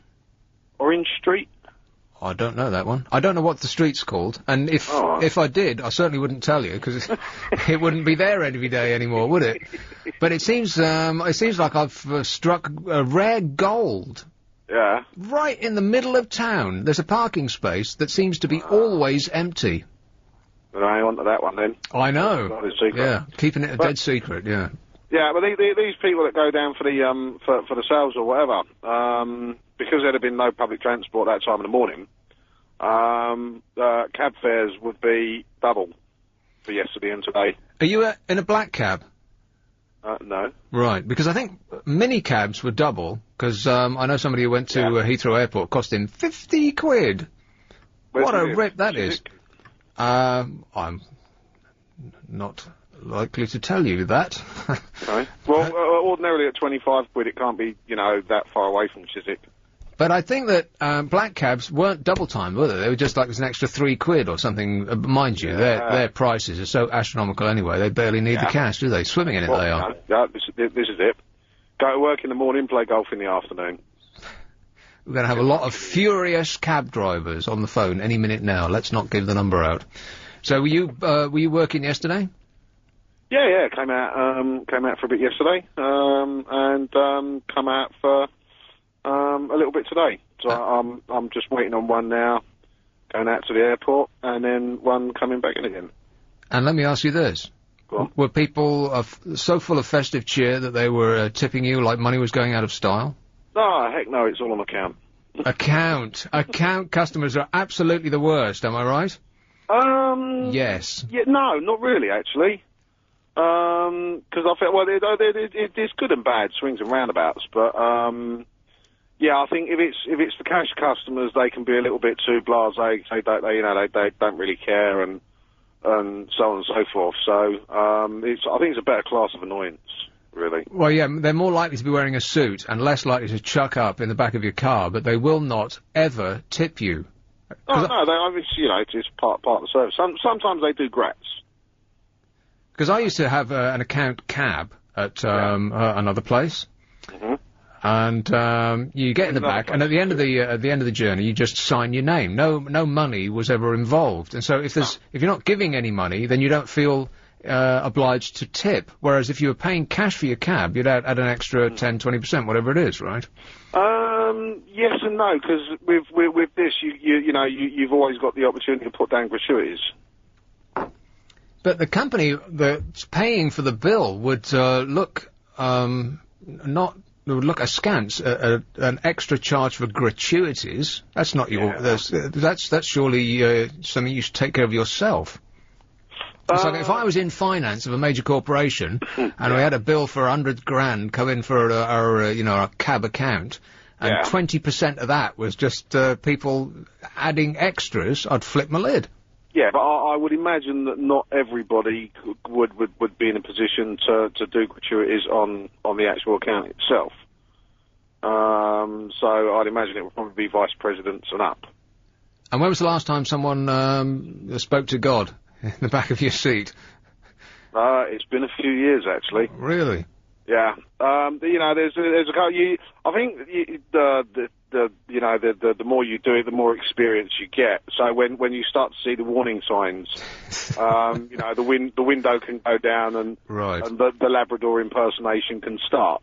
When their eyes start looking in two different directions, then you know it's time to pull over, yeah. Yeah, and also when they start sort of, moaning and groaning and mumbling to themselves as they sort of lay back or, sort of head back with their eyes closed, because that a whitey is forthcoming.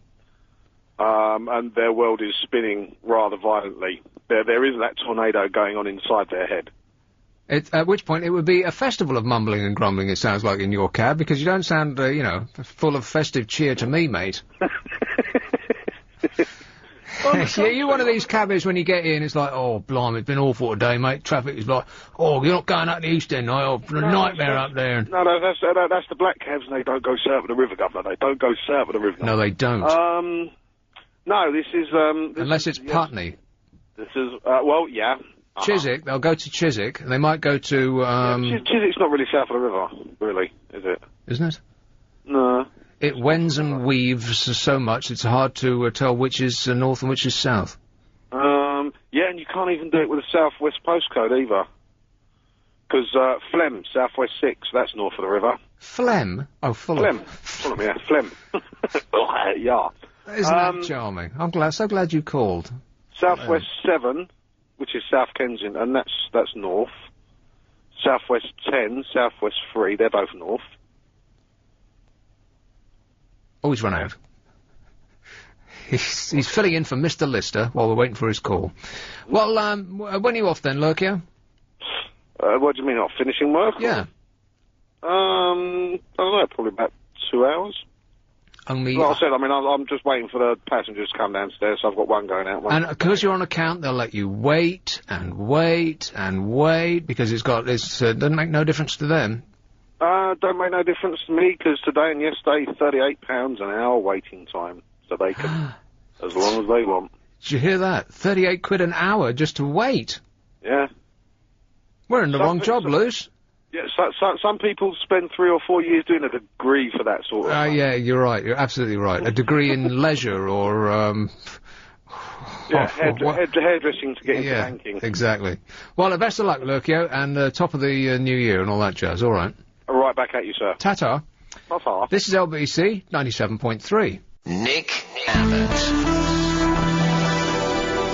Oh, no. I thought I had longer than that. It was bad timing, wasn't it? I've got an inch. As you were stuffing your face. An inch wide cube of oats. Oaty loveliness. Buttery. It's absolutely delicious. Where'd you get this from? M&S. Oh. Not Sainsbury's or Tesco's. M&S, you say? Other supermarkets are available. It's not just food. It's M&S food.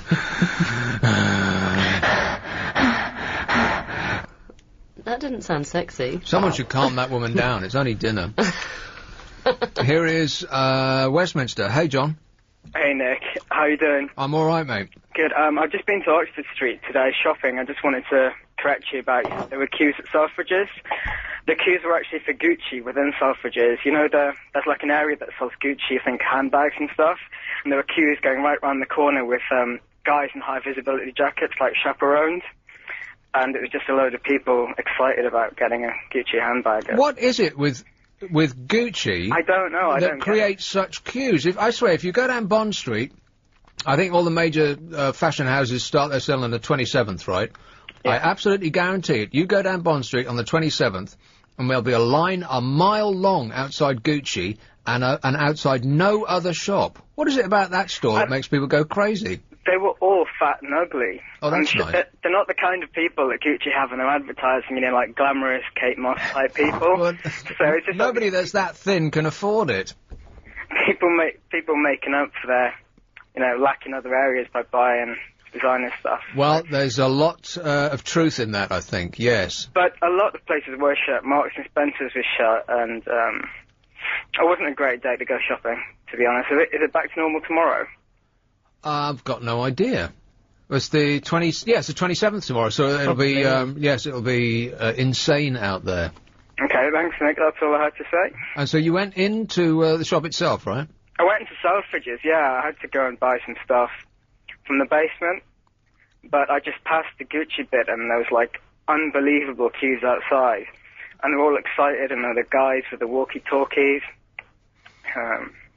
50% off a glittery piece of... don't get it. I don't get it. I mean, when I was in New York a few years back, there was like a Gucci bath towel, and it was $150, and I was like, what the, you know, why?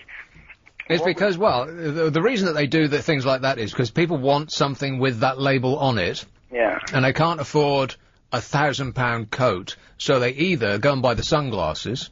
This is why the companies do exactly that. This is why they're all in perfume, because they send out these dresses that cost 10 grand, which no one will buy, of course, but they, on the back of it, people are talking about it. And then they'll, when they go to, the discount perfume shop, that name will spring out off the shelf at them, and they'll go and spend 30 quid on a product that actually cost £1 to make and £2 to box. Yeah. I'm from Newcastle, and we have the same thing there, but it's with Burberry. You know, the checkered design. Everyone there has the Burberry scarves, and they always wear it so that the label's showing, and it just looks pathetic.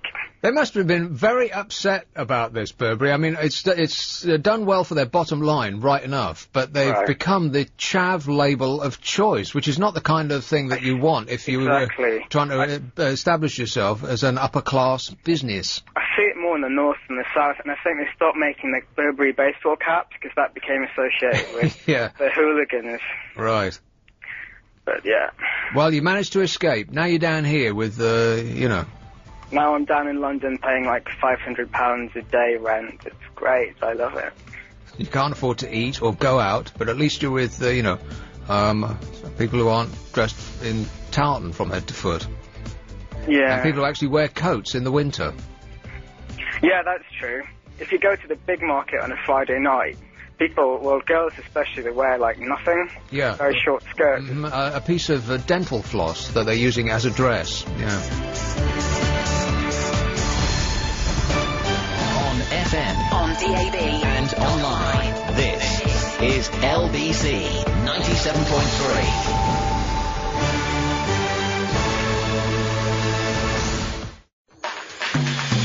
London's LBC 97.3. Yowza. 0870 90 90 973. Nick Abbott. Everything is going extremely well.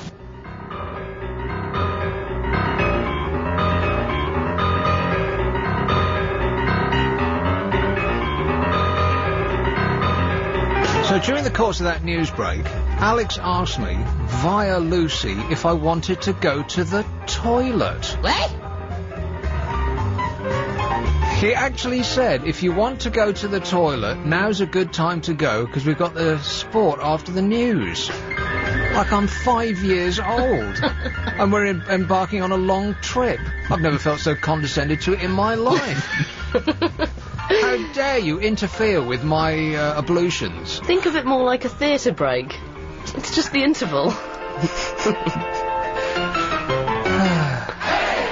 You just can't get a glass of wine. And when we started, you said, so are you wearing something that you just bought for Christmas? Like, I'm amazed you didn't say, gosh, you've grown. Like I can't buy Gosh, my don't own you look clothes. lovely today? Well, yes, I do. Or tapping you on the head. Yeah, exactly. I don't really think I'm patronising. Condescending, not patronising. Oh, Louise. Hi, Nick. Hey, Louise. Hi, how are you? I am all right. Good. Did you have a good day yesterday? Yes, I did. It was a very good day yesterday, yeah. I did, yeah. How could you not? Good. It was hot and crispy and juicy. Oh, good for you. Sounds lovely. The Boxing Day sale, I don't see the point in them because everybody's skint after Christmas. All the best things are going to have gone anyway. It's cold and it's going to be, like, really busy. You're going to get trampled on. Well, if you're smart, I suppose, you will have not bought very many Christmas things. You'll have bought a token thing at Christmas. You won't have spent every penny you've got on buying goods at 100% of their retail value because you'll know that in 2 days' time they'll all be 50% off. So if you actually want to stick one in the eye of the retail trade, you'll have just given a token to the people that you love. You know, no more than, I don't know, well, Chelsea footballers gave a tenner.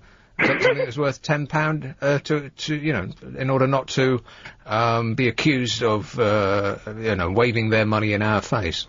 Yeah. So that would have been the smart thing to do, is to just give you know, the people that you love a token, and then you'd all charge to the sales en masse, you know, like lemmings, and bought up stuff that you would have bought for, say, £100 at you know, 25 quid, £30. You'll be elbowing each other in the face in order to get at the bargains. You'll be shooting each other and stabbing each other. Yeah. Yeah. I just don't understand it. It's bizarre to me that people would do that. I mean, all the best things are going to have gone. Well, that's not entirely true. I mean, the retail trade had a terrible year, so they keep telling us over and over and over again. Just before Christmas, they said that no one has bought a single thing. We've had our doors open, we've been heating the pavement, and still people won't come in. And we've sold, you know, precious little because, well, almost no clothes because the weather has been so, you know, delightful up until pretty much now. Yeah. Now the trees are in bloom and winter is over. Yeah, and just after Christmas they'll say, oh, it was our best sale ever. Well, that's what they've started to say, yeah, and I think they're doing that in order to get us to go. We'll think, oh, blimey, we're missing out here.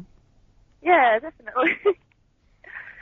But you're right about the not having any money part, yeah. Yeah, it's just strange. And you'll go into the sale at a heightened sense of retail, with a heightened sense of retail energy. You'll want, and if it says 75% off, it pretty much doesn't matter what it is, you've got to have it, right? Yeah, I'm like that anyway, if I see anything like that. Even if they don't make what it is in your size, or anything even close to it, you'll still have it. Even if it doesn't fit, or suit you, or plug into a British outlet, or anything. It's true. It's true. I can't walk past a sign that says anything more than 50% off without wanting it, regardless of what it is. Yeah. Me too. It's because I get ripped off so much, I think. And I've got no end. I've got wardrobes full of clothes I only ever put on in the shop, and never since. This is stupid, isn't it? I mean, Lucy, when have you ever seen me in anything? I mean, you remarked that this crappy old sweatshirt was, and I might have got it for Christmas. Yeah. But by implication, I only ever wear one thing, right? A tatty old sweatshirt with food stains down the front of it, and track pants. You don't have to say it out loud. I know that's what you're thinking. Not at all. But apart from your DJ, which you occasionally rock up in. Oh, yeah, right.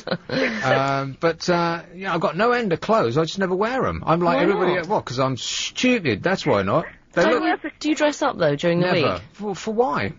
Well, I mean, when you're popping out. To shuffle to the fridge and back? No, if you're going out in the week. Out? Well, I presume you do go out occasionally. What, outside? You don't just fester at home. Yeah. Oh, dear. In your slippers? If I don't actually have to leave the house, days can go by when I don't go out. Oh, dear. I don't even go down to get the post. And that's just a lift ride away. Do you get the papers delivered? No. But if you do shuffle out for that occasionally? Yeah. Oh, dear. It's a sad tale, isn't it? No, it isn't. It's great. Why would you ever want to leave? It's awful outside. It will continue to be awful outside for the next 5 months. It's true. Well, apparently it's going to be warm on Saturday. Warm? Yeah. In what sense warm? Well, Alex just told me it's going to be 15 degrees. No way. He could be making it up. Are you making it up? It's the truth, I tell you. 15? It was on the BBC. Double it and add 32. That's, blimey, that's almost 100 degrees. Wow. Keep your bikini on ice, Luce. It'll be sweltering out there. 15, that's 30 is 62. That can't be right. 62 in December? No way. That's practically barbecue weather. You'll have to leave your sweatshirt at home. Yes. I'll come completely nude. So, how's it with you then, Louise? Oh. Did you have a good day yesterday? Yes, I did, thank you. I was at my grandma's, and I did have enough by 3 o'clock. I came and sat in the corridor like I said I would. You did what? I sat in my grandma's corridor about 3 o'clock-ish, because everybody had too much to drink and they were arguing. So I just... At 3 o'clock? What, when the Queen was speaking? Yeah. Did you see the Queen? No. She was swaying a bit, it seemed to me. Just a front piece where she was doing a bit to camera. Not particularly well, it has to be said. For someone who's done it so many times, her eyes, well, you could see them going back and forth on the script like that. When you watch newsreaders reading, they don't go back and forth. They kind of scan in a line down the middle and almost read words out the corner of their eyes because they don't want to look like they're reading it. Almost, they want to look like they're making it up because otherwise we think, well, these idiots, they're just reading. Anyone can do that, which is essentially true. Anyone can be a newsreader. All you have to do is to be able to read out loud. Yeah. But that's what she was doing. Maybe they'd put too many words on the line. Because if you look at an auto cue, they'll only have about 2 words on a line, 2 or 3 words, so that your eyes don't go back left and right like you're reading a book. So I think that they probably, whoever was doing the Queen's auto cue probably got it wrong, because she was scanning lines. She was going down. And once you see someone's eyes doing that, you can't really pay attention to what they're saying because you're just watching their eyes. Yeah, that's true. That is too much fun, though, if you're on auto cue. Doing it for the Queen. Oh, I'll just speed it up here. Here we go. And the Queen told a joke. She actually told, and I laughed out loud. The Queen made me laugh out loud. She said one of her grandchildren, I don't know, I can't remember whether her grandchild said it to her. I don't think that was the case. I think a grandchild asked an elderly relative if she remembered the Stone Age. The Queen threw that gag in. Honking with laughter I was. And she did it very straight-faced, almost as though she was surprised herself. I wish I'd watched it now. But it wasn't an annus horribilis this year. Why on earth would she ever have come out with that phrase? I mean, it's the first time anybody had ever heard that phrase, right? Yeah. And boy, did we make merriment with that one. But this time she seemed a bit positive, as though, everything might turn out all right. Does everybody think that everything might turn out all right? No. No. Not really, no. Because we've seen the news and we've read the papers. We're doomed. If Mahmoud I'm Mad in the Head doesn't get us, then the asteroid that's hurtling towards us at 1,000,000 miles an hour, that's 1,000 foot across, that will, when it smashes into Earth, will throw all of us off the other side. When's that happening? 5:30. Oh, great, excellent. I've got to go. Can I ask? It's happening. All life on Earth will be extinguished at 5:30. There was only one thing. But as I've shown up, can I be paid till 6? Yeah, I think it's only fair. If you were on a plane, does that mean you'd be all right? If an asteroid came into the Earth. Interesting. Because isn't there at any one time 1 million planes up in the air? So how many? I think so, yeah. 1 million?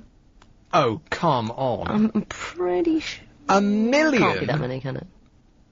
Don't be daft, lass. Okay, let's say 1,000. Anyway, if there were 1,000 planes up in the air at any one time... Right. Okay, and they're all full. So even if everybody else was destroyed, there would still be people... wrestling to get their peanuts open. You're complaining about microwave food. Yeah. But life could continue. They'd have nowhere to land. That's a good point, yeah. Be stuck up there. Forever circling. Well, they go until the fuel goes. Yeah, you didn't think we that cannot through, land at did you, Lucy? Heathrow today. There is an asteroid. But at least the life jacket that you'll find under your seat has a whistle to attract attention. That's all right. And a light if you're lucky. Yeah, that's right. Yeah, that would be useful, as you've just smashed into the ocean at 500 miles an hour. At least you've got a whistle under your seat. But anyway, the Queen, she said some, I felt quite positive after watching the Queen in her little green dress. You know what? Sometimes if you haven't seen a relative for a little while, and they've got to a certain age, you think, ooh, you've just got older. Yeah. Like significantly older than I remember you. It's like you just jumped 10 years. And that's the way I felt about the Queen yesterday. She looks like she's just got, she's 80-some, right? But I don't remember her looking quite that old. A doctor friend of mine said that she looked like she was on steroids, because she had like a puffy face. I don't mean bodybuilding steroids, not she's going for a beefcake physique. I mean that, she's got a pain in her back, right? And I think they would treat that with steroids, and what they will do is they'll make your face puffy, like you've got a moon face. And the Queen looks like she's a bit puffy. You're a bit puffy, Mom. Maybe she had a bit too much turkey. Oh, well, quite possibly. Should have had that quite a way in advance, though. With a little plastic fork, taking it out of Tupperware, like that. in a little lightened corner of one of her grand salons, with a 3-bar fire in front of her. Little Tupperware box like that. Watching Coronation Street. The whole of the rest of the palace is dark and freezing cold. She's just sitting there on her own with a Tupperware. And a little gas fire. Thinking to herself, but I'm the Queen! So anyway, have we done you yet, Louise? Yes, we have. Thanks a lot, dear. Yeah, thank you. Ta-da. Bye. This is LBC. London's LBC 97.3. 0870 90 90 973. Nick Abbott. Talking of things that we used to do, do you remember Knackers? Hey, Alex, do you remember Knackers? Or Clackers? Or Clackers? Clackers? Clackers? Yeah, there were 2 balls of about yay big. which were on the ends of strings, and you used to wave your hand up and down, and they would clack above your hand and then below your hand as you would wave them, and then smash into 1,000 tiny little pieces and lodge in your eye. Oh, what fun we used to have. I thought you meant like maracas. They sound a lot more easy to play. Yeah, they were one of the things that got banned before we went ban crazy, and now you can't do anything at all. Was it like conkers? Like extreme conkers, yeah. That's quite dangerous too, though, isn't it? Oh, do kids still play conkers? Well, if the council doesn't see them do it, yes. I never see conkers around anymore. And it's probably not the season. Banned. But you used to have to try and make them as hard as you could, didn't you? Like soak them in vinegar or... None of that worked. Well, no, but it made you feel good. If you thought that you could make your conker harder than anyone else's. Yeah, you go to an hour upon endless hour of baking and soaking and drilling, and then it gets smashed on the first knock. And you think, what on earth was all that about then? But you've had so much bravado before you've played. Yeah, I've soaked this for 3 days. I hated conkers because they hurt. Yeah. They were wrap the back of your hand. What's the point of that? I think they're banned now. Why play games that hurt? Stick to hopscotch. Much better. Well, a lot of boy games hurt, don't they? It was mainly boys who played conkers. Yeah. It's all about girls being... far too smart to engage in any of that. Girls play conkers nicely. Gently. Well, by arranging them in pretty shapes and gluing them onto paper, yeah. Make little pieces of jewellery out of them. So you're supposed to grow a beard from now on? Alex has already started. Way ahead. You get missed so a bit, though. tired of being right all the time. So are you going to start this now? No, because there's just something that's really unpleasant about having a beard. Have you ever had a beard? Well, I think like 4 or 5 days is the longest I've gone without shaving, which is it's not quite a beard. That's just you looking messy. Can't be bothered to shave. Tramp-like. Yeah, but it said on the snooze that that we now are supposed to grow beards. It being December the 26th, supposed to grow a beard for, 3 months or something? Is there a fine if you don't grow a beard? Was it They're by the working beard on it. liberation? I don't know. It was some sort of... Because we're not going to be working, like it goes back to ye ancient times, I was only half listening, so I was very busy in here. You were, I know. Organising my material, yeah. Prep. And, it said it was something of the order of that because we're not going to be working for the next couple of weeks, apart from, us here in show business world, who are, working our fingers to the bone in here, aren't we, Luce? Oh, yeah. I was in for hours before the show. Red raw. Didn't want to let you down. Well, I don't know if we will have time to fit in any of the stuff that you've prepared. Oh, really? In before 6 o'clock. Maybe we can carry it over for tomorrow. See if we can get it in then. That should be your New Year's resolution. Oh no, you setting me more tasks. You could produce the show. Because so just far, too busy. So far, no one has any idea what you do. Like, people in the building are like, looking at it, what? I mean, she comes in every day, every now and again, strolls in when she likes. Wanders out. Got no clue what she does. Security, apparently, are so lax that they just let her come in and go as she pleases. How many calls do you think I can fit in the last half hour? Whew, well... Should we do a lightning round? No, forget that. Oh, yeah, come on, let's. They're fun. Can we do a nice, cheery one? Like what? Best thing about Christmas, or something like that? You like to do it with one word, don't you? Christmas is... Christmas is? Or Boxing Day has been... Christmas is... It might work. Or on New Year I'll be... Or we might be sitting here with egg on our faces. Oh, we could be. Well, you can probably think of something more amusing than I can. I'll do that. That's what I do. Hey, did you ever watch the Parliamentary channel? That was on the screen in here the other day. I had to ask you to switch it off because it was just too exciting. I couldn't concentrate on my little show. The Parliamentary channel. Who watches that? Well, it's not me. And I sincerely doubt it's Alex either. Apparently 55,000 people watch that every day. Are you serious? That's what it says right here in the newspaper. 55,000 people watch... I mean, that's more people than watched Russell Brand. That's insane.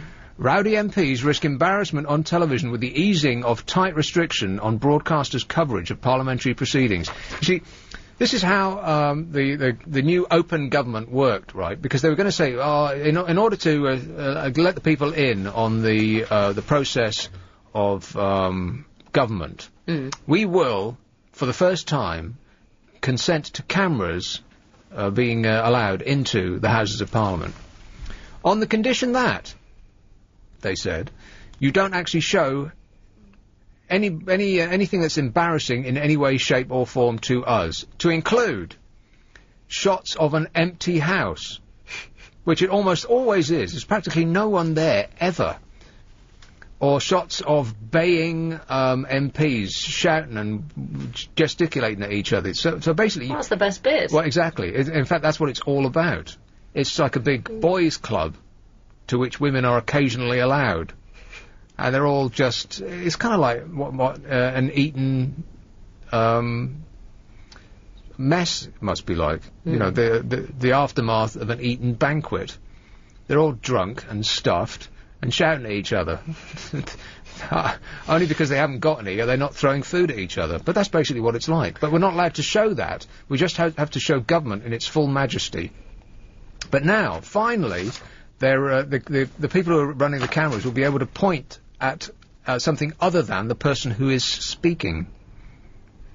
So they're saying. At present, the cameras are only allowed to film tight shots of MPs who are speaking, or exchanges between ministers and opposition spokesmen. But in the new year, broadcasters will be allowed to pan around the chambers and film reaction shots that will capture the verbal volleys across the floor of the House. And this uniquely... It'll be worth tuning in just to see what we've been missing, just to see the truth of it. And you will be so shocked that you'll never want to watch it again, or indeed vote again. Isn't it true that something like 2/3 of the people who live in this country did not vote for any of the major parties last time? Isn't that incredible? Yeah. 2/3. More people voted for Leona or whatever her name is in the X Factor than voted for this government. Well, that's terrible, or probably even any of the top 3 parties. It's like I said, that's what we're like in this country. Simon Cowell will tell us what to do, and we'll just trundle meekly along behind him. It could land some more vocal MPs in hot water if they're shown using unparliamentary language or making unseemly hand gestures at their political opponents, which is exactly what they do. Well, the ones that aren't asleep. Yeah, exactly. Or picking their noses. It may also expose how ill-attended the Commons is during many sittings. A full House is a comparative rarity. Well, I think that's an understatement. It never is, unless it's the Prime Minister's question times, in which case they all pack in because they know that that's when people watch, right? You know what they do? They do donutting. Have you heard about this? What's donutting? Well, the absenteeism has led to a trick that now stands to be exposed. MPs from the main parties are apt to indulge in donutting, which is the same as when, you know, they show the Oscars, and if someone wants to go to the toilet, like their, like their version of Alex and You, well, pat them on the head, say, do you need to go to the toilet? Like that. And they'll lead them off by the hand, leaving a vacant seat. And so when the cameras pan around, they don't want a vacant seat, because they'll think, oh, Tom Cruise has just slipped off. This is so boring, not even Tom Cruise can stand it anymore. And he can talk to people outside Leicester Square Theatre for 3 hours. Can you imagine what's going through his mind? It must be so... like the awful nightmare shell-suited peoples leaning over the barrier shouting, Tom! Tom! He's standing there talking to them. Yeah, exactly, for 3 hours. Well, I guess, if you were paid £50 million a film, you would do that too. But donutting is when someone's speaking, all of the people on the benches behind them, who will be scattered around, come to sit close to them, so that when the camera's on the person that's speaking, it looks as though they're surrounded by people. Isn't that awful? London's LBC 97.3. Nick Abbott. 0870 90 90 973. Would you mind telling me what this is all about? We shouldn't have taken any calls at all. I was just tried to, set a record here for not taking any calls at all during the course of a 3-hour show. You should have done. Yeah. And then you'd have had a full switchboard the whole time. I know, yeah. If you ask for calls, then they'll be sitting on their hands. If you say, I absolutely do not want to take any calls from now on, They'll virtually explode. Do you think? We could try that tomorrow if you like. Yeah, I guess so, yeah. Shall I give the number out? Well, people might not know it. Yes. I've got the, this is the time of the year when people come up with these lists of things of the year, music of the year and films of the year, and they're always wrong, but I've got, relationship shock of the year, biggest waste of time and money of the year, court ruling of the year, which isn't that Saddam Hussein thing. They said, that judges had been against Saddam Hussein from the beginning. Gosh, I wonder why. Is it because he's a lunatic, mass-murdering nutjob? Oh, so he's such a nice man. Yeah, it must be something like that, yeah. Letter of the year and dope of the year. Now, I don't know dope of the year? Oh, all right. Are we going to play? Or is it not for me? It's not a game. All right. Life is not a game. Oh, like a little puppy there. But it's Christmas! Isn't this the time to play games? Dope of the year. That's the one you wanted. Yeah. A jobless TV quiz addict. That's the key here, right? Jobless. Yes. Ran up a phone bill of nearly, guess how much? That's right. £9,000. Jobless. Phone bill, £9,000, in a desperate bid to get on shows like Deal or No Deal. Oh, dear. Brett Reese, 22, made calls costing as much as £1 a minute for up to 8 hours a day. That's not £9,000 for the year. That's just £9,000 for their... But you know what? It was probably that awful thing where once he'd started, at first it was okay, but then he thought, well, I've wasted this much money, I might as well go and make it all back. Law of diminishing returns, yeah. And that won't help in real life, whether you're on the phone or in a casino. Well, that's awful, isn't it? Brett, whose only income is a £40 a week job seekers allowance, totted up the 126-page bill in 25 days. Phone bill for 25 days, £9,000. And already I have a question. If he's getting, from us, £40 a week job seekers allowance, shouldn't he be seeking a job? Well, yeah. Not sitting on the phone for 8 hours a day trying to get on Deal or No Deal? Now he's facing the threat of bailiffs seizing his few possessions and admits, I can't pay. He got hooked on shows like Noel Edmonds' Channel 4 hit Deal or No Deal, which remains a mystery to me. I don't get it. And ITV's The Mint. Is that still on? I believe so. They should steal his phone first. Yeah. Cut it off. While he was sitting at home, out of work, he decided he could do better than many of the contestants on these shows, so he tried to get on the TV by ringing high-rate phone lines for 8 hours a day. I mean, once you've done it for 8 hours, you would have surely got the message, right? I mean, that just seems like you're a little slow. Yeah, but I suppose if you're not seeing the money in front of you at the time and you think that you can make all this money, you can't visualise it, can you? That's why they give you chips in casinos and you're not actually handing over actual money, so it doesn't seem like money anymore. Which is why we spend crazy amounts on rubbish when we go abroad, because it's all funny money. It's not real money anymore, right? I think it's the same here as well, even using your debit card and plastic. credit card, you're right. not actually ever handing... I think if we all paid with cash all the time, you'd be much more aware. You're right. And the same thing on the internet as well. It's almost it's almost the credit card thing at multiplied, because you're not handing it over and getting the goods. You're just writing your number down on a website, and you don't get the goods straight away, so it's almost like you haven't bought them. No, and then it's like a present when it arrives. Exactly right, yes. Look at that. It's like somebody's given you something. Yeah, correct. So he's tried to get on these shows by ringing high-rate phone lines for hour upon endless hour, but all he ended up was with a huge bill which landed on his doormat with a bang in Rotherham in South Yorkshire. However, Brett, who has now been cut off yesterday, guess what? Well, not yesterday, obviously, but whenever this story first came out. Yeah. He blamed the phone company. The phone company? Yes, for letting the £8,782 and 86 pence bill spiral out of control. He moaned, they should have a system which cuts you off before it gets to this stage, which sums up everything that's wrong with this country in a nutshell.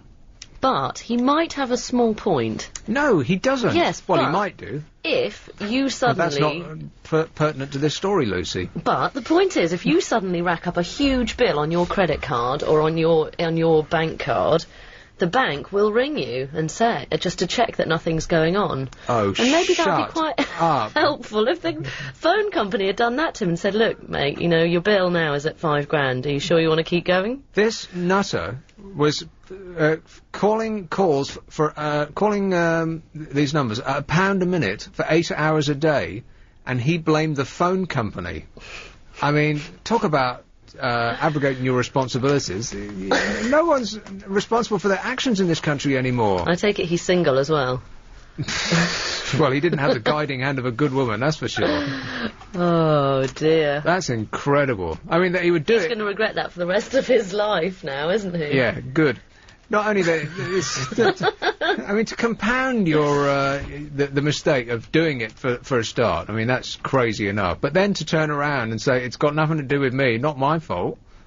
I mean, he's 22, but like the nation, kind of acts like he's 5. It's like the Bart Simpson defence. It's like that when I got here. It's nothing to do with me.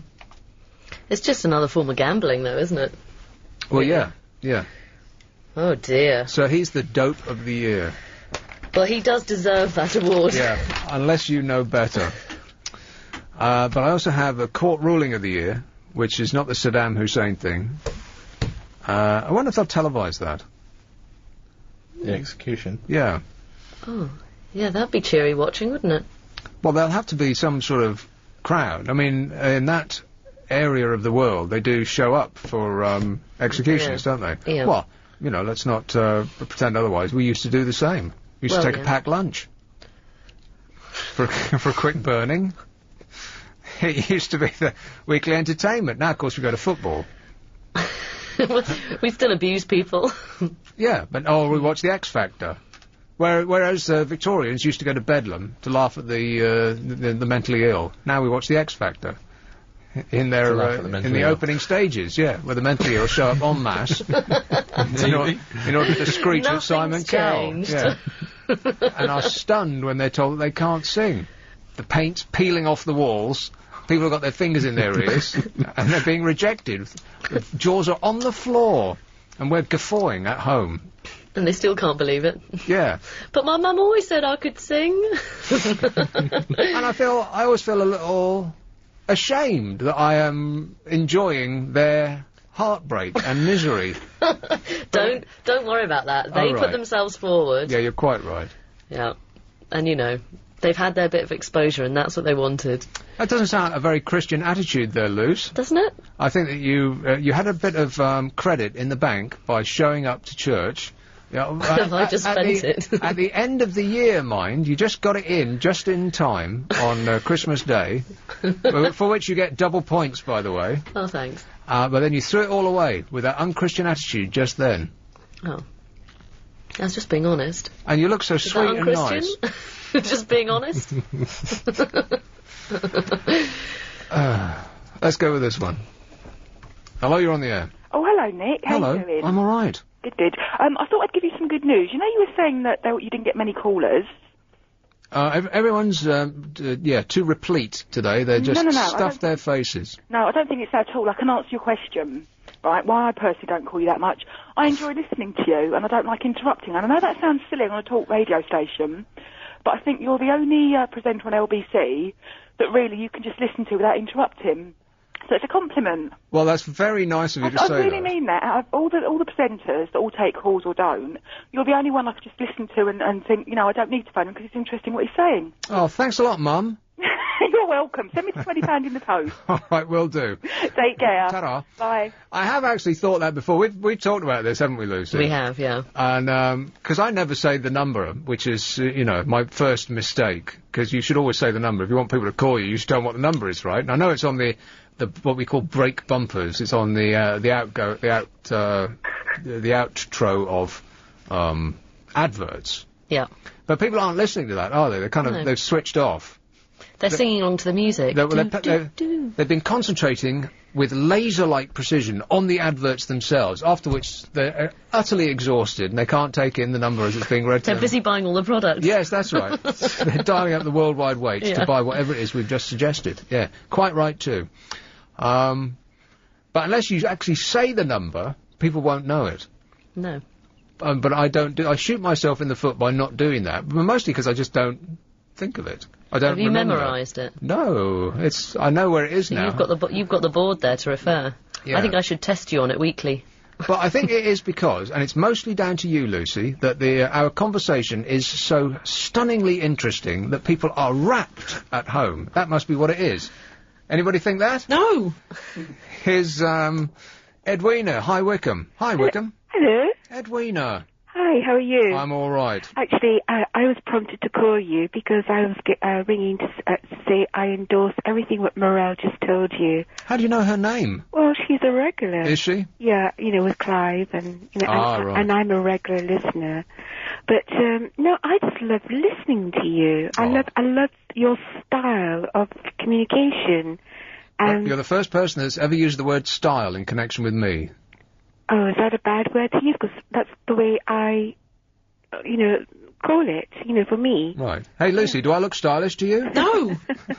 Lucy, you must understand what I mean when I say he has a style of communication.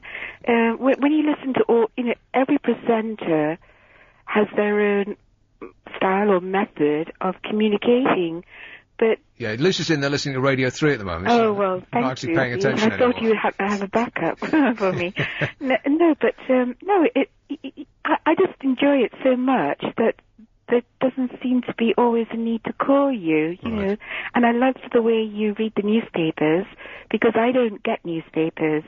And well, that's a very good position to hold, because there's nothing ever good in them. It will not improve your life to know the latest death toll in the world. No. Yeah. But can I, while you're on the air, whilst I'm on the air with you, can I pull you to task over something you said the other night as with regard to what you read in the newspapers? And that was people wearing sunglasses indoors. Do you remember that? Well, I was talking about Bongo from U2, yeah. Yeah. But you made a sort of general comment, basically saying that people who wear sunglasses indoors are sort of, dopes. Dopes, yeah. That's the word.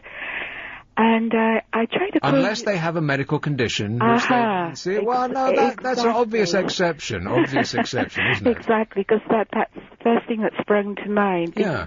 Oh, what about those who've got a medical condition? Well, they're excused. Excused, of course they are. But, no, I enjoy it. You know, it's very nice. Well, thanks a lot, Edwina. Okay, bye. Ta-ra. Hey, we're suddenly getting a pouring of love coming in through the door. It's getting sticky in here. I work on my iPod. It's actually very easy. I managed to download 2 this week, and I listen to them when I'm on the tube.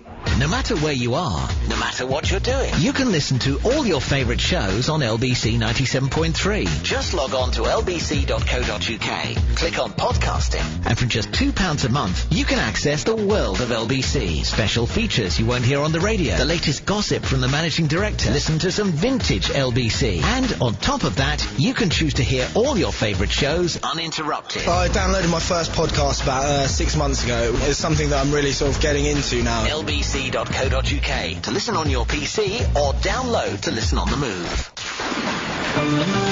London's LBC 97.3. 0870 90 90 973. Nick Abbott. I enjoy working with people. Hey, Will. Hello. Will. Nick. I didn't expect to find you on the radio, but I got in the car to drive somewhere and the radio came on and I thought, oh, blimey, I recognise that voice. I will be on the radio every day for over 3 weeks. You're kidding? I kid you not. Yeah. Okay. I'm going to be doing 3 till 6 this week, and then I'm on Saturday here. Am I on Sunday? No, Sunday's New Year's Eve. But I do work on that day, but not here. Mm. And then the following week, I'm on 7 till 10. A week during which, by the way, Lucy has decided not to show up. I'm lucky that she even bothered to show up today. I think she was just passing, weren't you? You thought, I might as well pop in. I'm popping away for New Year. Where are you going? I'm going to Guernsey. Guernsey? Yeah. Very nice. Who are you going to meet there?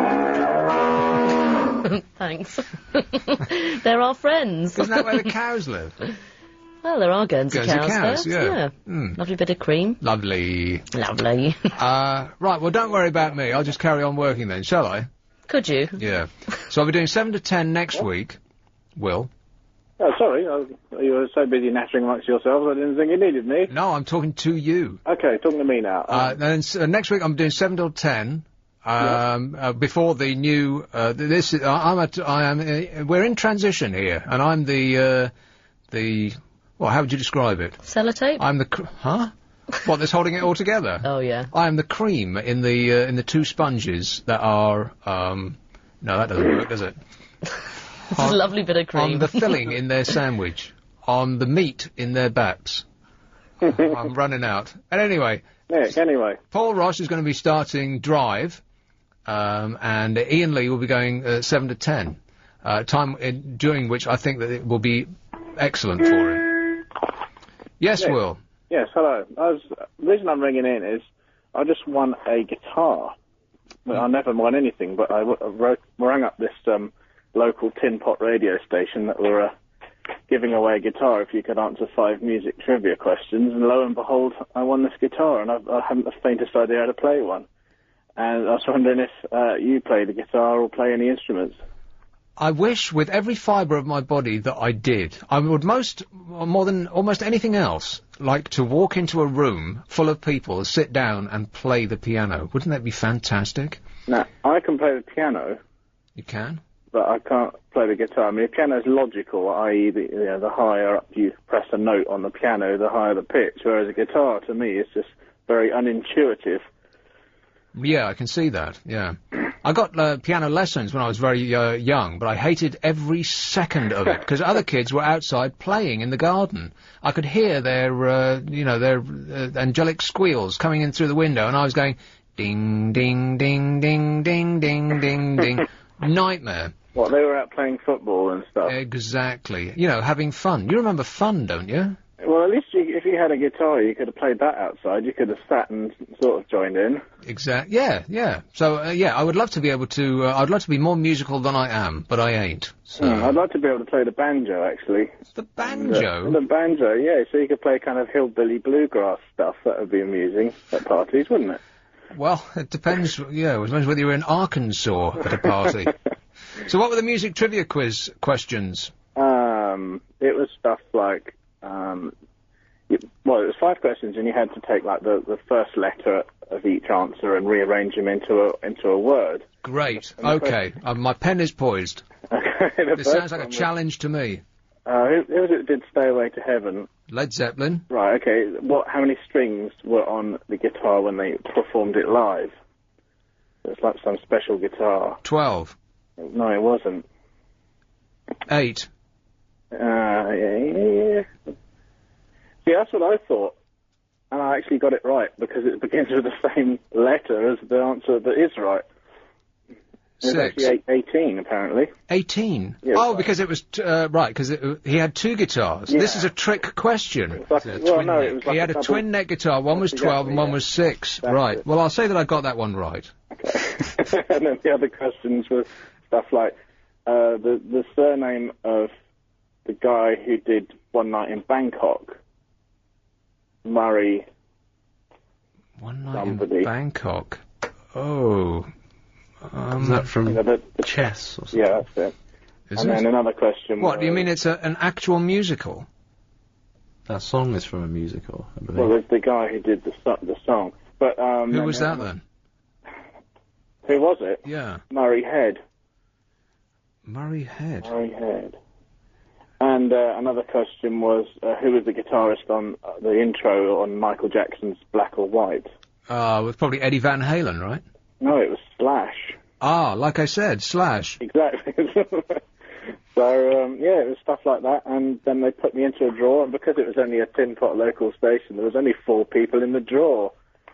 And they read it out and said, "Oh, Will, you've won the guitar. Come to the music shop and collect it." And I was expecting some real naff sort of 20 quid guitar, and it's actually a really good electric guitar. I'll teach him. I was like, hey. So I thought I kind of owe it to myself to try and learn how to play the thing. Oh, sell it on eBay. No. Well, that sounds. So I'm trying. I've got those answers, all of which I think I got right, and I'm trying to put the initial letters into another word. Now all I'm getting is smell. Well, there was 5 questions altogether. Right. Well, we've only had 4, and I've got 100% record so far. So. Okay. Well, with prompting. Now, I'm trying to think what the other question was. If it's that important to you, I'll try and remember it. Take all the time you need, Will. It's got a live show here. It must be another L. You would think so. Was the word actually smell? On No, Christmas they would come up with that. It was actually a make of a guitar, but it's a make I'd never even heard of anyway. So you didn't even know the answer to the question and you won? No, I worked out what the word was just by only a few words it could have been with those letters in it. And that was it.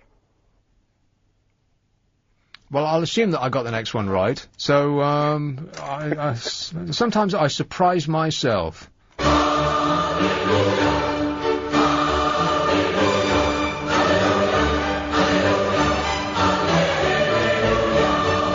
What do I win? Let me guess. Nothing, right? Plectrum. Oh, plectrum, right. With which I can plec. That Hallelujah music, who is that by? Oh, that's an excellent question. I'm glad you asked me that. Nick Abbott. I'm listening, dear. You can talk to me. So I have a letter of the year from Dear Deirdre, which is a column I don't often read. I often read the headlines of the letters, and if they look like they're going to be funny enough, then I'll have a little peek. But other than that, I just can't be delving into such misery. Who are you talking to? Psst. Well, it's just the next shift. Oh, really? Just entering the building. Who's that? Elliot. Oh, right. He's going to be doing Alex's job for the best 100 moments on LBC. Aha! Yeah. In which I feature large, I bet. I think you probably do, yeah. Why you lie? I've been archiving for hours. Have you? You are in cream now, did you know that? No? Yeah. You've been creamed. No way. You have. Which bit did they take? You've been in for the last few weeks, actually. You're joking? No. Little bits and pieces. Huh. Yeah. I thought it was only the more... People have been asking for you, that's why. Yeah, right. They had. I kid you not. I thought it was only the professionals, that they're not some dope like me on cream of LBC. I thought it was the people who do this proper who would get on that show. You're just as proper. Mm-hmm. You are. Here's a Dear Deirdre letter, which I couldn't resist. This is the Dear Deirdre letter of the year. Are you ready? Hey, have we got any, is there anything? All right. Have we got anything between now and the end of the show that I need to get in and out of? No, just the end. Dear Deirdre, how long is this piece, Alex? 2 minutes. Dear Deirdre, my husband came home reeking of perfume and without his underwear on. The next day I found long blonde hairs in his van. We are both 37 and have been married for 6 years. He started talking about a woman at her work. Screwed it up already, Luz. Quick, move on. He started talking about a woman at work a couple of months ago, saying how nice she is. He spends hours on the computer and his phone bill has rocketed. After his colleague said she had seen them kissing, I went through his phone and found very explicit texts and photos. He told me it was nothing, just a woman hassling him at work. I returned home early one day last week and heard him on his phone asking this woman to give him oral sex. I quietly, which is what happens when you talk about it, right? I quietly left again and waited. He came out and got into his van and drove round to her house. When he came back 2 hours later, he said he had been taking work stuff back to her. Are they having an affair? Oh no. Nothing to worry about there, dear. Oh, Struth. Are they for real? Well, you can only assume so, because it's right there in black and white. But that's ridiculous. My husband came home reeking of perfume and without his underwear on. Did you ask him where his pants were? Is he having an affair? Oh, dear, Deirdre. I presume Deirdre said Well, she everything's said, fine. this is the part I haven't actually read yet. What did Deirdre say? No, nothing to worry about there. There is almost certainly something going on between them. Well, to which we all say, duh, you don't need to be an expert to think that, dear. Tell him you are unhappy about the situation. I'll bet she has, at volume. I don't know, she doesn't sound like the sort of person that has. Mousy, you would say. If she's had to write in to a national paper to ask for advice... She says, my advice line today, is your man two-timing you, will help. Well, I don't think they need any help to figure it out, really. You don't How many more clues? I know, you don't need Columbo to come in to figure this one out. But I love the way that she always directs people to an advice line, which you can ring at the cost of £1.50 a minute. She's just there to help. Yeah. So, what's happening next, Luce? After the news, it's the best 100 moments on LBC. Right. And then you've got the best of Clive at 8. Well, 2 reasons to stick around. I'm back tomorrow at 3 o'clock. Have a good night. On FM, On DAB. and online. This is LBC 97.3.